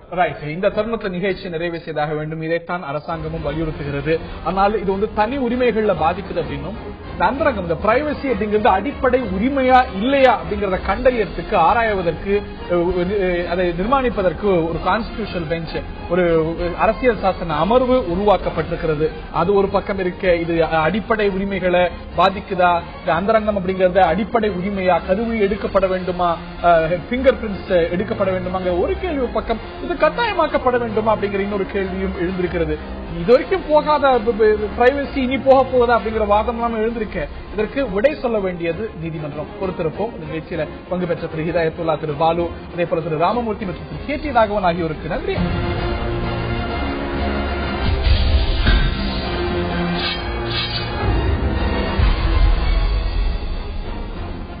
திமுக அதிமுக இரண்டுக்கும் மாற்று மக்கள் நல கூட்டு இயக்கம் என வைகோ அவர்களுடைய முயற்சியில் ஒரு அணி உருவாக்கப்பட்டு வருகிறது. இந்த ஒரு அணியில மனிதநேய மக்கள் கட்சி உள்ளிட்ட கட்சிகள் இடம்பெற்றிருந்தன. தமிழறிவு அணியின் இடம்பெற்றிருந்தார். அவர்கள் இதுவரும் விலகி இருக்க இன்றைய நிலையில 2 கம்யூனிஸ்ட் கட்சிகள், மறுமலர்ச்சி திராவிட முன்னேற்ற கழகம், அதே போல விடுதலை சிறுத்தைகள் கட்சி இந்த ஒரு கூட்டு இயக்கத்தில் இருக்கின்றன. இது கூட்டணியாக மாறிவிட்டதா, மாறப்போகிறதா அப்படிங்கிற கேள்விகள் தொடர்ந்து எழுந்திருக்கின்றன. இதற்கான அடுத்தடுத்த கட்டங்களை, நகர்வுகளை இந்த ஒரு கூட்டு இயக்கம் அறிவித்திருக்கிறது. இது கூட்டணி அல்ல, தற்பொழுதைய நிலையில் கூட்டு இயக்கம் தான் அப்படிங்கிற கருத்து இதுல இடம்பெற்றிருக்கக்கூடிய கட்சிகளால் சொல்லப்பட இது சார்ந்த கேள்விகள் எழுந்திருக்கின்றன. இது பலவீனம் அடைகிறதா, அல்ல தன்னுடைய நகர்வுகளை ரொம்ப கேர்ஃபுல்லா எடுத்து வைக்கிறதா, பல கேள்விகள் எழுந்திருக்கின்றன. இதுல இருக்கக்கூடிய கட்சிகள் மத்தியிலேயே ஒரு தயக்கம் இருக்கிறதா, இந்த ஒரு கூட்டு இயக்கத்தை கூட்டணியாக மாற்ற உள்ளிட்ட கேள்விகள் எழுந்திருக்கின்றன. நம்முடைய திரு அந்தரிதாஸ், மறுமலர்ச்சி திராவிட முன்னேற்ற கழகத்துடைய திரு அந்தரிதாஸ் அவர்களும், விடுதலை சிறுத்தைகள் கட்சியுடைய திரு வன்னியரசு அவர்களும் இந்த நிகழ்ச்சியில் நம்முடைய இணைகிறார்கள். தொடர்ந்து திரு வைகோ உறுதியாக சொல்லி வருகிறார். இன்னும் சொல்ல போனா கோவில்பட்டியில சொன்னார், திருப்பூர்ல தான் அறிவிக்கலாம் இருந்தோம், இப்பொழுதே அறிவிக்கிறோம், இது ஒரு பலமான அணி, திமுக அதிமுகவுக்கு மாற்று அப்படின்னு. அவர் இதை ஒரு பலமான கூட்டணியாக, சரியான மாற்றாக பார்க்கிறார். ஆனால் இதுல இடம்பெற்றிருக்கக்கூடிய கட்சிகள், மனிதநேய மக்கள் கட்சிக்கு மாற்று கருத்து இருந்தது, வெளியே போயிட்டது. இந்திய கம்யூனிஸ்ட் கட்சியாகட்டும், இன்னைக்கு திருமாவளவன் ஆகட்டும், இன்றைய நிலையில ஒரு கூட்டு இயக்கமா பார்க்கிறாங்களே தவிர ஏதோ கூட்டணின்னு சொல்றது இல்ல. திரு வைகோ அவர்கள் காட்டக்கூடிய உறுதி அவங்கள்டேந்து வரல அப்படிங்கும்போது சில சந்தேகங்கள் எழுவது இயற்கை தானே. திறந்திருக்காஸ் இடம்பெற்றிருக்கின்ற கூட்டணிகளை பற்றி சொன்னீங்க. எங்களை பொறுத்தவர்களே தோல்வி வண்டுகள் துளையிடும் பொழுதுதான் வளர்ந்த மூங்கிலும் வசந்த புல்லாங்கோளாகிறது என்கின்ற தத்துவத்திலே நிலைநிறுத்தவர்கள். எங்களோடு கூட்டணியில் இருக்கின்ற 4 பேரும் கூட பல எந்த கொள்கை வழுக்களும் அவரிடத்தில் நிச்சயமாக இல்லை. சில நேரங்களில் கூட்டணி சமரசம் இருந்திருக்கலாம், கொள்கை வழுக்கல் இல்லை. ஒரு ஜான் ஏறினால் முழம் சறுக்கணும். ஒரு ஜான் ஏறும் தேர்தலிலே ஒரு முழம் கூட நாங்கள் சறுக்கி இருக்கிறோம், அது வேறு விஷயம். ஆனால் எங்களை பொறுத்தவரை விழ விழ எழுவோம், 1 விழ 9 எழுவோம் என்கின்ற அடிப்படையிலே கோயில்பட்டியிலே அறிவித்தார்கள். அதற்கு பிறகு நீங்கள் சொன்னதை போல மனிதநேய மக்கள் கட்சி போன உடனே அப்படியே வலுவிழந்து விட்டதை போல பேசினார்கள். பாண்டவர் அணி, ஐவர் அணி போய்விட்டது என்று சொன்னார்கள். ஆனால் எங்களை பொறுத்தவரை நாங்கள் தெளிவாக இருக்கிறோம். அந்த ப்ராசஸ், கூட்டணிக்கு உண்டான ப்ராசஸ் இப்பொழுது தொடங்கி இருக்கிறது. 4 கட்சிகளில் இருந்து 2 பிரதிநிதிகள் அக்டோபர் 23ஆம் தேதி அந்த காமன் மினிமம் புரோகிராம் என்கிற அடிப்படையிலே ஒன்று சேர்ந்து அந்த அறிக்கையை விவாதிக்க இருக்கிறார்கள். அது நவம்பர் 2ஆம் தேதி அது அறிக்கையாக கொடுக்கப்பட. உங்களுக்கு மனிதநேய மக்கள் கட்சி உட்பட கொள்கை ரீதியா பெரிய வித்தியாசங்கள் கிடையாதுன்னு புரிஞ்சுக்கிறேன். அப்படி இருக்கும்போது ஒரு கட்சி விலகுது, மறுமலர்ச்சி திராவிட முன்னேற்ற கழகம் உறுதியா ஒரு கூட்டணி அப்படின்னு தான் சொல்லி வருது. நீங்களே இந்த நிகழ்ச்சியில சொல்லியிருக்கிறீங்க. மார்க்சிஸ்ட் கம்யூனிஸ்ட் கட்சியிட்ட கூட அந்த ஒரு தயக்கம் இருப்பதாக தெரியவில்லை. ஆனா விடுதலை சிறுத்தைகள் கட்சி இது ஒரு கூட்டணி இல்ல, இந்த நிலையில கூட்டணி இல்ல அப்படின்னு ஏன் சொல்லணும்? இல்ல, கூட்டணி ப்ராசஸ் நடந்துட்டு இருக்கு. எப்போ முழுமை பெறும்னா நவம்பர் 28 நம்புறீங்க, மத்தவங்க ஏன் அதுக்காக காத்துட்டு நினைக்கிறாங்க? ஒவ்வொருக்கும் ஒவ்வொரு ஸ்ட்ராட்டஜி இருக்குது. அதாவது நவம்பர் 28ஆம் தேதி அந்த அறிக்கை கொடுக்கறாங்க. நவம்பர் 2ஆம் தேதி கொடுக்கின்ற அறிக்கையின் அடிப்படையில், சிஎம்பி அடிப்படையில், சிஎம்பி கண்டிப்பாக இருக்க வேண்டும். அதை வைத்துக் கொண்டுதான் அது முடியும் பொழுதுதான் அந்த ஃபுல் ப்ராசஸ், கூட்டணிக்கு உண்டான காமன் மினிமம் ப்ரோகிராம் அப்படிங்கிறது முரண்பாடுகள் இருக்கிற சமயத்துல அது களையறதுக்காக இந்த திசையில இதுதான் இந்த அடிப்படையில் நாங்க செயல்படுறோம்னு நான் புரிஞ்சுக்கிறேன். உங்களுக்கு அடிப்படையில அப்படி ஒரு கொள்கை முரண்பாடுகள் இருப்பதா தெரியல. ஒரு சில என்ன தயக்கம் ஒரு சில இதுல இருக்கலாம். ஈழத்தமிழர் பிரச்சனையில இடதுசாரிகளுக்கு ஒரு சிந்தனை, எங்களுக்கு ஒரு சிந்தனை இருக்குது. 20 தமிழர் கொலை செய்யப்பட்ட வழக்கில், மதுவிலக்கு பிரச்சனையிலே, மீத்தேன் ONGC பிரச்சனையிலே நாங்களாம் ஒத்த கருத்தோடு தான் இருக்கிறோம்.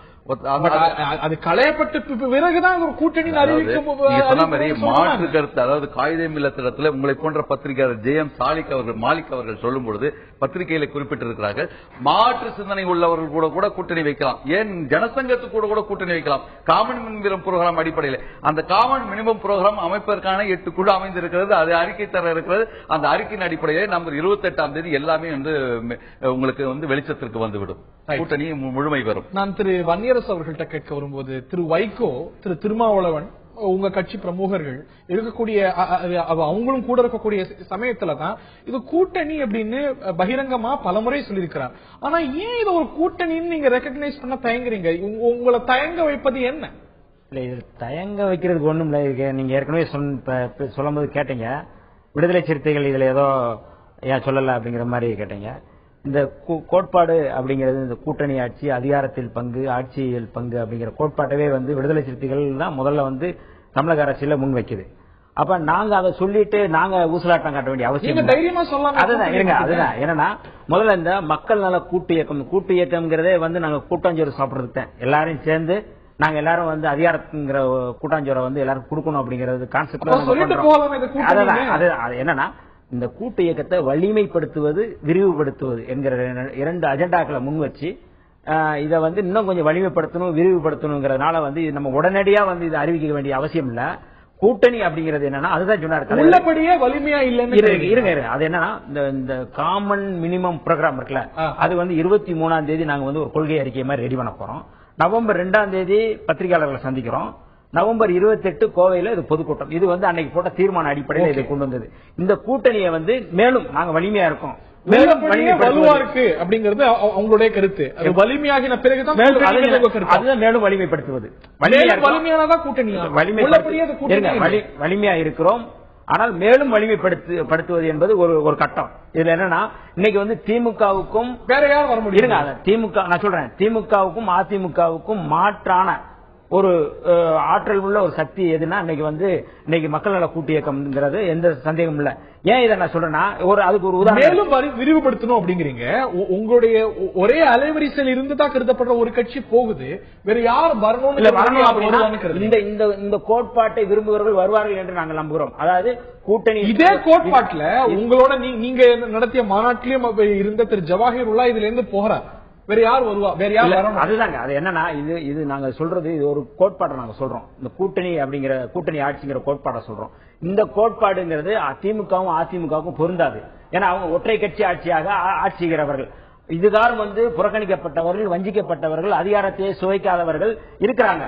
அவங்களுக்கான அழைப்பு தான், அவங்களுக்கான காலிங் லெட்டர் தான் நாங்க 28ஆம் தேதி வரை. My question is simple. இந்த கூட்டு இயக்கம் கூட்டணியா கூட்டணி இல்ல? அதுதான் 28ஆம் தேதி தலைவர்கள் எல்லாம் கூடி சேர்ந்து 28ஆம் தேதி முடிவு. உள்ளபடியே இந்த நிலையில அது கூட்டணி இல்லன்னு டெக்னிக்கல் நாமன்கிளேச்சர், இதனது பெயர் கூட்டணி இல்ல. இதுல எந்த குழப்பமே இல்ல. என்னன்னா இது மக்கள் நல கூட்டு இயக்கம், மக்கள் நலன் சார்ந்து போராடுகிற ஒரு இயக்கம் தான் இதுவரை அறிவிக்கப்பட்டு. இன்றைய நிலையில இது ஒரு தேர்தல் கூட்டணி அல்ல. இன்றைய நிலையில இது தேர்தல் கூட்டணி அல்ல என்பதை விட கூட்டணிக்கான ப்ராசஸ் ஆரம்பிச்சு இன்றைக்கு காலையில கூட்டணி அறிவிக்கிறீங்க. இன்னைக்கு அதுல இருந்து ஒரு படி பின்னாடி போய் என்னுடைய விருப்பம் கூட்டணி ஆகணும்னு அதுக்குண்டான அறிவிச்சோம். நீங்க கூட்டணி அறிவிச்ச பிறகு அதுல அங்கம் பெற்றிருக்கக்கூடிய விடுதலை சிறுத்தைகள் கட்சி இன்ற நிலையில உங்க கூட்டணி அல்ல, இன்றைய கூட்டு இயக்கம் அதை நோக்கி போகுதுங்குது. ஒரு கட்சி அதுல இருந்து பின்ன போய் வெளியில போகுது, இன்னொரு கட்சி இந்திய கம்யூனிஸ்ட் கட்சி அதே சொல்லுது. அதாவது இன்றைய நிலையில கூட்டணி இல்லங்குது. யார் சொன்னது? இந்திய கம்யூனிஸ்ட் கட்சி கூட்டணியா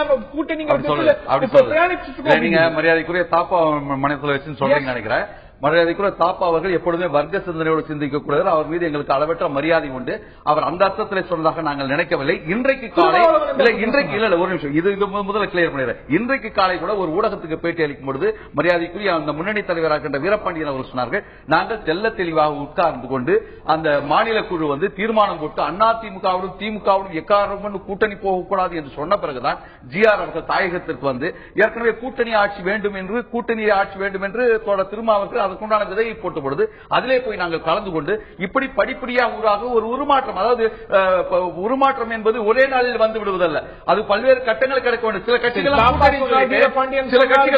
ரெண்டுத்துக்கும் இடையில சொன்னாரா திருமாவளவன் அந்த கட்சியில உங்களுடைய கூட்டமைப்பில் இருக்கக்கூடிய இன்னொரு முக்கியமான தலைவர், அவர் இந்த நிலையில ஒரு கூட்டணியா கருது இல்ல. இதுல என்னன்னா ப்ராசஸ் வந்து தொடங்கி முடிஞ்ச பிறகுதான் நீங்க கூட்டணின்னு உறுதியா சொல்ல, இதுல என்ன தயங்க வேண்டிய மினிமம் ப்ரோக்ராம் வச்சு டிஃபரன்சஸ் களைய வேண்டியதானே தவிர இதுல இன்னும் டிசைட் பண்றதுக்கு என்ன இருக்குன்னு கேட்கிறேன். ஒன்றும் கிடையாது. அதாவது பெரிய கட்சிகள் என்ன பண்ணுதுன்னா எதாவது இதுல வந்து சதுராட்டம் ஆடலாமான்னு நினைக்கிறது. ஏன்னா ஏற்கனவே அவர்களுக்குள்ளே ஒரு கருத்துல ஒருமித்து இருக்கிறார்கள். திமுக வந்தாலும் அண்ணா திமுக எதுல சொன்னா இன்னைக்கு மிடாஸ் பிராந்தி வந்து சசிகலாவுக்கு உரிமையா இருந்தது, திமுக ஆட்சியில 2200 கோடிக்கு விற்றது. அதிலே அவர்கள் தெளிவாக இருக்கிறார்கள். அதே போலவே ஒரு கட்சி உருவாகும் போது இது கட்சி உருவானால் அது உருக்குலையாமல் ஆக்கிவிட வேண்டும் என்பதிலே 2011 எங்களை முட்டுச்சந்திர விட்டாங்க அதிமுக. அதே போல 2011 6 மாதத்தில் வந்த அந்த உள்ளாட்சி தேர்தலில் தேமுதிகவையும் இடதுசாரிகளையும் கருவறுத்தார்கள். ஆகவே இரண்டு கட்சிகளுமே இப்படி ஒரு பெரிய நமக்கு மாற்றாக யாரும் வந்துவிடக் கூடாது என்பதிலே ஒரு ஒற்றுமையாக இருக்கிறார்கள். ஆகவே அவர்கள் ஆடுகின்ற சில்லுண்டி விளையாட்டுகள் தீனி போடுகிறார்கள் என்றுதான் நான் நினைக்கிறேன். அவர்கள் ஆடுறது சரி. நான் கேட்பது இதில் அங்கம் வைத்திருக்கக்கூடியவங்க சொல்ற கருத்துக்களை வச்சு கூட்டணின்னு உருவாகி கடைசி நேரத்தில் கூட சீட்டு பகிர்வு இல்லாமல் பிரிந்து போன கட்சிகள் கூட இல்ல. அந்த கருத்து வேறுபாடு களைவதற்காகத்தான் சிஎம்பி. இதுல வந்து வித்தியாசங்களே எதுவும் இல்லை அப்படிங்கிறாரு. பிறகு என்ன தயக்கம்? இல்லை, அதுதான் என்னன்னா, நீங்க ஒரு அமைப்பை கட்டமைக்கிறது அப்படிங்கிறது பல்வேறு கொள்கை ரீதியா இருக்கிற கட்சிகள் இன்னைக்கு வந்து திமுகவுக்கும் அதிமுக ஒரு இங்க ஒரு இது இருக்கு, ஒரு வெற்றிடம் இருக்கு. அந்த வெற்றிடத்தை நிரப்புவதற்கான ஒரு மாற்று இயக்கம் தான் இந்த மாற்று மக்கள் நல கூட்டு இயக்கம். இது வந்து தலைவர்கள் கூடி பேசுறாங்க பலமுறை, ஒரு முறை இல்ல, இருமுறை இல்ல, தொடர்ச்சி அவர் பேசியிருக்கிறாங்க. கோயில்பட்டியில் அவர் பேசுறாரு, பத்திரிகையாளர் சொன்னார்ல, எங்களை கூட்டணிங்கிற அர்த்தப்பட சொன்னாரா? அப்பயே நீங்க மாறுபடல இல்ல. அதுதான் என்னன்னா, கூட்டணி அப்படிங்கிறது வந்து உறுதியாக தலைவர்கள் வந்து அறிவிக்க வேண்டிய விஷயம். நான் எங்களை போன்றவர்கள் சொல்ல முடியாது. உங்களுடைய தலைவருடைய கருத்து வச்சுதான் இன்னைக்கு என்னன்னா, முழுமையாக கட்சி கூட்டணி கட்சி தலைவர்கள், கூட்டணியினுடைய தலைவர்கள் எல்லாருமே பேசிட்டு இருக்காங்க. இதுல எங்களை போன்றவங்க என்னன்னா, இது வந்து தமிழகத்தினுடைய தேவை. இது வந்து கட்டாயம் விடுதலை சிறுத்தைகள் இந்த முன்முயற்சியில் தான் இந்த மாற்று இந்த கூட்டு இயக்கமே உருவாக்கப்பட்டது. ஆகவே நாங்கள் ஒருபோதும் பின்வாங்க போவதில்லை. இந்த கூட்டு இயக்கத்தில் தான் நாங்கள் இருக்க போகிறோம். ஆகவே வந்து எந்த கூட்டணியா மாறும், இதுலதான் அங்கம் வகிக்கப்படும். அதுல எந்த மாற்று கருத்தும் இல்லை. அதை தலைவர்கள் அறிவிப்பாங்க. அதுவரை நாங்கள் வந்து இந்த ப்ராசஸ் நாங்கள் வந்து மேலும் நாங்கள் சொல்ல அறிவிச்ச பிறகு ஏன் இப்போ எதற்கு திரு வைகோ அவர்கள் அறிவிச்சார், திரு முத்தரசன் அவர்கள் சொல்லி அறிவிச்சாங்க. இந்த வந்து குறைந்த செயல் திட்ட அடிப்படையில இன்னமும் வந்து இது என்னென்ன எப்படி செழுமைப்படுத்துவது, எப்படி இதை வலிமைப்படுத்துவது, அடுத்த கட்டங்கள் கூட்டணியில் அறிவிச்சு கூட செய்யலாமே. இன்னும் நாள் இருக்கு. அதுதான் நீங்க அவசரப்பட வேண்டிய அவசியம் இல்ல அப்படிங்கறத எங்களுடைய கருத்து. இன்னும் நாட்கள் இருக்கின்றன, தேர்தல் அறிவிக்கட்டும். அதுவரை நம்ம வந்து எந்தெந்த கட்சிகளை நம்ம இணைக்க முடியும் அப்படிங்கறத பண்றோம். இதுல ஒரே ஒரு முக்கியமான செய்தி சொல்றேன் கேளுங்க. இன்னைக்கு வந்து மாற்று அப்படிங்கிறது பாமக சொன்னது. இன்னைக்கு வந்து முதல்வர் வேட்பாளர் கூட அவங்க அறிவிச்சாங்க. ஆனா இப்ப ஒரு வாரத்துக்கு முன்னாடி வந்து ஒரு போஸ்ட் போட்டாங்க, 50 ஆண்டுகால ஊழல் ஆட்சிக்கு முடிவு கட்டுவோம் ஒரு போஸ்ட் போட்டாங்க. அந்த போஸ்ட் கிளியவங்களும் இவங்க ட்ரௌசரை கிழிஞ்சு போச்சு. இப்ப ஏன் அப்படின்னா சிபிஐ இல்ல, ஏன் இல்ல, ரொம்ப முக்கியமான விஷயம், சிபிஐ அந்த குற்றச்சாட்டு அப்படிங்கிறது ரொம்ப சாதாரணம் இல்ல. அதாவது 10 பேர் கொண்ட அந்த இதுல குற்றச்சாட்டுல வந்து 5 பேர் வந்து எந்த முகாந்திரமும் இல்லைன்னு சொல்லி அவங்க விடுவிக்கிறாங்க. ஆனா மரியாதைக்குரிய அன்புமணி அவர்களுடைய அந்த குற்றச்சாட்டில் அடிப்படை முகாந்திரம் இருக்கு அப்படின்னு சொல்லி தான் வந்து பண்றாங்க. ஆக எங்களுக்கு இப்ப யாரும் இப்ப ரூட் எங்களுக்கு கிளியரா இருக்கு. இன்னைக்கு வந்து திமுக மீது வந்து இப்ப வந்து அப்படியே குறைந்தபட்சம் வந்து ரொம்ப மிகவும் பின்தங்கி இருக்கிறாங்க, அவங்க பலவீனமா இருக்கிறாங்க. அந்த அடிப்படையில மக்கள் நல கூட்டு இயக்கம் இந்த மக்களுடைய, தமிழக மக்களுடைய எதிர்பார்ப்பை தீர்மானிக்கக்கூடிய ஒரு சக்தியாக எந்த மாற்றமும் இல்லை. திமுக அதிமுக அணியில விடுதலை சிறுத்தைகள் அங்கம் வகிக்காது. இந்த ஒரு அமைப்பு தான் நீங்க சொன்னது போல காமன் மினிமம் ப்ரோக்ராம் வடிவமைச்சு கூட்டணியா மாறப்போகுது. நீங்க திமுக அதிமுக அணிக்கு போக மாட்டீங்க. இல்ல, மதவாத பாஜகவோடும் சாதியவாத பாமகவோடும் இன்னைக்கு வந்து திமுக அதிமுகவோடும் நாங்கள் கூட்டணி வைப்பதில்லை. முழுமையாக நாங்கள் இந்த மாற்று இயக்கமாக இந்த மக்கள் நல கூட்டு இயக்கத்தை நாங்கள் முன்னெடுப்பதற்காகத்தான் நாங்கள் வந்து இவ்வளவு அப்படி ஒரு கூட்டணி என்பது அவசர கோலம் அள்ளித்தெளி என்பதை போல இருக்குது. பாட்டாளி மக்கள் கட்சி தோழர் சொன்னார், 96 எங்களுக்கு அப்படி ஒரு கசப்பான அனுபவம் வந்தது. இது மாதிரி ஒரு புரிதல் இல்லாமல் 96ஆம் ஆண்டு ஊழல் ஒழிப்பு அணின்னு சொல்லிட்டு திண்டிவனத்தில் டாக்டர் ராமதாஸ் அவருடைய வீட்டிலே தான் பேசணும். அதில் இடதுசாரிகள் இருக்கிறார்கள், வாழப்பாடி காங்கிரஸ் கட்சியை சார்ந்தவர் இருந்தார்கள், நாங்கள் இருந்தோம். அப்பொழுது வந்து 60 சீட்டு எம்பி சீட் அவங்களுக்கு எங்களுக்கு 10 சீட்டு விருதுகளும் சட்டமன்ற தேர்தலில் 60 சீட்டு என்று பேசினோம். இதுக்கு பேர் வந்து ஊழல் ஒழிப்பு அணி. ஆனால் விஷ்ணுவர்தனும் காட்டுப்பாக்கத்தில் இருக்கின்ற சண்முகம் அவர்களும் எக்ஸ்-எம்எல்ஏ அவர்களும் இன்றைக்கு இருக்கின்ற டாக்டர் அன்புமணி ராமதாஸ் அவர்களும் அன்றைக்கு டிடிகே தினகரன் என்கின்ற அதிமுக எம்பியை பார்த்த பிறகு அவர்கள் நிலையிலிருந்து வழுவிக்கொண்டு அவர்கள் தனியாக நிற்க வேண்டிய ஒரு சூழ்நிலை. ஏன்னா இதுக்கு புரிதல் இல்ல. இப்பொழுது புரிதல் வேண்டும் என்பதற்காகத்தான் கிட்டத்தட்ட ஒரு 4-5 முறை எல்லா தலைவர்களும் பேசி எந்த காமன் இஷ்யூஸ்லயே இஷ்யூ பேஸ்ட் பாலிடிக்ஸ் தான் இதுவரை நடந்து கொண்டிருக்கிறது மக்கள் நல கூட்டு இயக்கம். அது அரசியல் இயக்கமாக மாறும்பொழுது சில கருத்துக்கள் முரண்பாடுகள் வருவதை தீர்த்துக் கொள்ள வேண்டும், தவிர்த்துக் கொள்ள வேண்டும் என்பதற்காக ஒரு கிறிஸ்டல் கிளியரா இருக்கணும். கருத்துல நான் புரிஞ்சுக்க விரும்புவது விடுதலை சிறுத்தைகள் கட்சி இதுல மேலும் பல கட்சிகள் சேர்ந்தா தான் அது வலுவான ஒரு அமைப்பா இருக்கும்னு கருதுதுன்னு நான் புரிஞ்சுக்கிறேன். திரு தமிழறிவுமணியன் கூட அந்த ஒரு அட்வைஸ் தான் இந்த ஒரு அமைப்புக்கு கொடுத்தார். சோ உள்ளபடியே இது ஸ்ட்ராங்கா இல்ல, மேலும் கட்சிகள் சேர்ந்தாதான் ஒரு வலுவான மாற்றா இருக்க முடியும் அப்படிங்கிற அப்சர்வேஷன் ஏற்பீங்களா? இது தவறு. ஏன்னா 77ஆம் ஆண்டு ஜனதா கட்சி இல்ல ஜனதா கட்சி அதாவது எமர்ஜென்சிக்கு பிறகு ஜனதா கட்சி என்கிற ஒரு கட்சி 77 தேர்தலில் இருக்கும்பொழுது அந்த கட்சிகளுக்கு எந்த விதமான இன்ஃப்ராஸ்ட்ரக்சர் கிடையாது, அடிக்கட்டுமானம் கிடையாது, அடித்தளம் கிடையாது, ஆணிவேர் கிடையாது. ஆனால் அவர்கள் அன்றைக்கு ஒரு மிகப்பெரிய அலை எழுந்த காரணத்தால் இது ஒரு அராஜகத்தை ஜனநாயகத்தினுடைய குரல் வலை நெரிக்கப்படுகிறது என்கின்ற அந்த காமன் கிரவுண்ட்ல ஒரே புள்ளியில் இணைந்த காரணத்தால் தான் அன்றைக்கு மிகப்பெரிய வெற்றியை அடைய முடிந்தது. 2007 மாயாவதி ஆட்சிக்கு வருவான்னு யாருமே சொல்லல, எந்த பத்திரிகையும் சொல்லல, எந்த ஊடகம் செய்யல. அப்போ ஒரு மாறுதல் வந்தது, டெல்லியிலே ஒரு மாறுதல் வந்தது. அப்படி ஒரு மாறுதல் வரும். அதுக்காக இவங்க சொன்னாங்களே இன்றைக்கு எங்களிடம் விலகி போனவர்கள் மரியாதைக்குரிய ஜவஹர்லால் சொன்னார் அப்படின்னு சொன்னா அவர் ஒருவேளை அவர் கட்சியை பத்தி அவர் சொன்னார் எங்களுக்கு தெரியாது. எங்களை பொறுத்த தன்னந்தனியாக நாங்கள் நிற்கும் பொழுது இன்றைக்கு வலுவாக மேலும் வலுவடையணும் அப்படிங்கிறது அவருடைய பார்வையா இருக்கு. அதுல என்னன்னா நீங்க சொல்றது வலிமையா இருக்கு, மேலும் வலிமைப்படுத்துவது. அதான் சொன்ன மேலும் வலிமையா இருக்கு கட்சி, எங்களுடைய கூட்டமைப்பு வலிமையா இருக்கு. இன்னைக்கு மரியாதைக்குரிய அண்ணன் மகத்தான் இன்னைக்கு மக்களுக்காக போராடக்கூடிய ஒரு மகத்தான தலைவர்களா இருக்கக்கூடிய தலைவர் அண்ணன் வைகோ, தோழர் முத்தரசன், தோழர் ஜிஆர், எங்க தலைவர் 4 பேர் மேல ஏதாவது நீ குற்றச்சாட்டு சொல்ல முடியா? போராட்ட களமா இருக்கட்டும், எந்த களமா இருக்கட்டும், நீங்க ஏதாவது ஒரு இடத்துல அவங்க பின்தங்கி இருக்கிறாங்கன்னு சொல்ல முடியாது.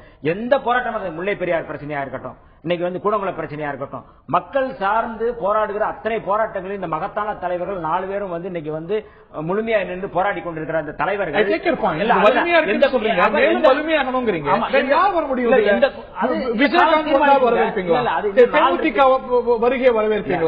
தேர்தல் நாட்கள் இருக்கின்றன, காலம் இருக்கின்றன. இன்னைக்கு திமுக கடைசி நேரத்தில் எவ்வளவு பேரை முதுகுல குத்துனுச்சு, அதிமுக எவ்வளவு பேரை முதுகுல குத்துனுச்சு காத்திருக்கிறோம். தேமுதிக வருகைய, தமாக வருகைய இந்த அமைப்பு கண்டிப்பா விரும்புகிறது. ஈவிகே சேலன் கூட இன்னைக்கு ஏதோ ஒரு வெறுப்புல சொல்லியிருக்காரு நினைக்கிறேன், இது தேராது அப்படின்னு சொல்லியிருக்காரு. அவர் முதல்ல நினைத்து பார்க்க வேண்டும், அவர் எங்கே நிற்கிறார் என்று பார்க்க வேண்டும். காமராஜர் அவர்கள் காங்கிரஸ் கட்சியினுடைய தலைவராக இருக்கும் போது 44% இருந்த அந்த வாக்கு வங்கி இன்றைக்கு 4% கூட எட்ட முடியவில்லை என்பதை அவர் தான் பரிசீலிக்க வேண்டும். அவர் அடுத்தவர்களை சுற்றி சொல்வதற்கு அவருக்கு என்ன இருக்கிறது என்று அவர் இந்த அணி நீங்க அந்த விமர்சனத்தை பார்த்தா இந்த அணியுடைய வாக்கு அமைப்பு அப்படிங்கிறது வலுவா இருக்கு. கண்டிப்பா ஒரு மக்களுடைய அந்த பேர் ஆதரவு வரும் பொழுது, ஒரு அதிருப்தி வரும் பொழுது, இந்த ஆட்சிக்கு 2 ஆட்சியாளர்களும் அதிருப்தி இருக்கிறது. அதாவது 2014 ஆட்சியில பொதுவா திமுக தோற்றாலும் கூட அந்த வாக்கு விதம் 5% 10% தான் இருக்கு. ஆனா போன தடவை 44.36, இங்க 23.26 என்கின்ற அவ்வளவு பெரிய கேப் இருக்குது. அது மாத்திரமல்ல, அதுக்கு அடுத்த உள்ளாட்சி தேர்தலையும் தோற்றது. ஆகவே பெரிய இம்ப்ரூவ்மெண்ட் ஆகிற மாதிரி தெரியல. அந்த அதிமுகவை பொறுத்தவரை கரப்ஷன் இஸ் இன்ஸ்டிடியூஷனலைஸ், அது ஊழல் என்பது இப்பொழுது நிறுவனமாக்கப்பட்டிருக்கிற காரணத்தால் அந்த அதிருப்தி மக்களிடத்திலே வரும் என்று நாங்கள் எதிர்பார்க்கிறோம். இது ஒரு கூட்டணியா மாறும். இந்த கூட்டணியில் தான் நீங்க இருப்பீங்க. Is my understanding right? இல்ல, இதுல மாற்றுக்கருத்தே இல்ல. நாங்க அது தெளிவா இருக்கோம். அந்த ஏற்கனவே நான் சொன்னது போல முழுமையாக இந்த கூட்டு இயக்கம்ங்கிறது விடுதலை சிறுத்தைகள் உருவாக்கின ஒரு இயக்கம். இதுல நாங்க பின்வாங்குவதே இல்லை என்பதில் எந்த மாற்று கருத்தும் இல்லை. இந்த தருணத்தை நிகழ்ச்சி நிறைவே செய்தாக வேண்டும். இதை படிப்படியாக அவர் ஸ்டெப்ஸ் ஆர் மெஷர்ட் என்பது திரு வைகோ அவர்களும் கூட இந்த ஒரு பிரஸ் கான்பரன்ஸ்ல பத்திரிகையாளர் சந்திப்புல சொன்ன விஷயம் அடுத்தடுத்த கட்டங்களை நிர்ணயித்திருக்கிறார்கள். இது தொடர் கவனத்தில் இருக்கிறது. விடுதலை சிறுத்தைகள் கட்சி கூட்டியக்கம், இன்றைய நிலையில கூட்டியக்கம், இது கூட்டணியாக மாறும், அதுல நாங்க இருப்போம் அப்படின்னு திரு வன்னியரசு அவர்கள் சொன்னதை கேட்டோம். இந்திய கம்யூனிஸ்ட் கட்சி சொன்ன கருத்தும் கூட சில கேள்விகளை எழுப்பியது. இதற்கான ஒரு பதில் அடுத்த கூட்டத்தில் கிடைக்கும் என்பது இந்த கூட்டியக்கத்தில் இருக்கக்கூடியவங்க சொல்லக்கூடிய விஷயம். பொறுத்திருந்து பார்ப்போம்.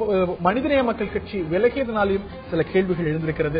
தொடர் கவனத்தில் இந்த ஒரு மக்கள் நல கூட்டியக்கம் இதற்கான முயற்சிகள் இருந்து வருகின்றன.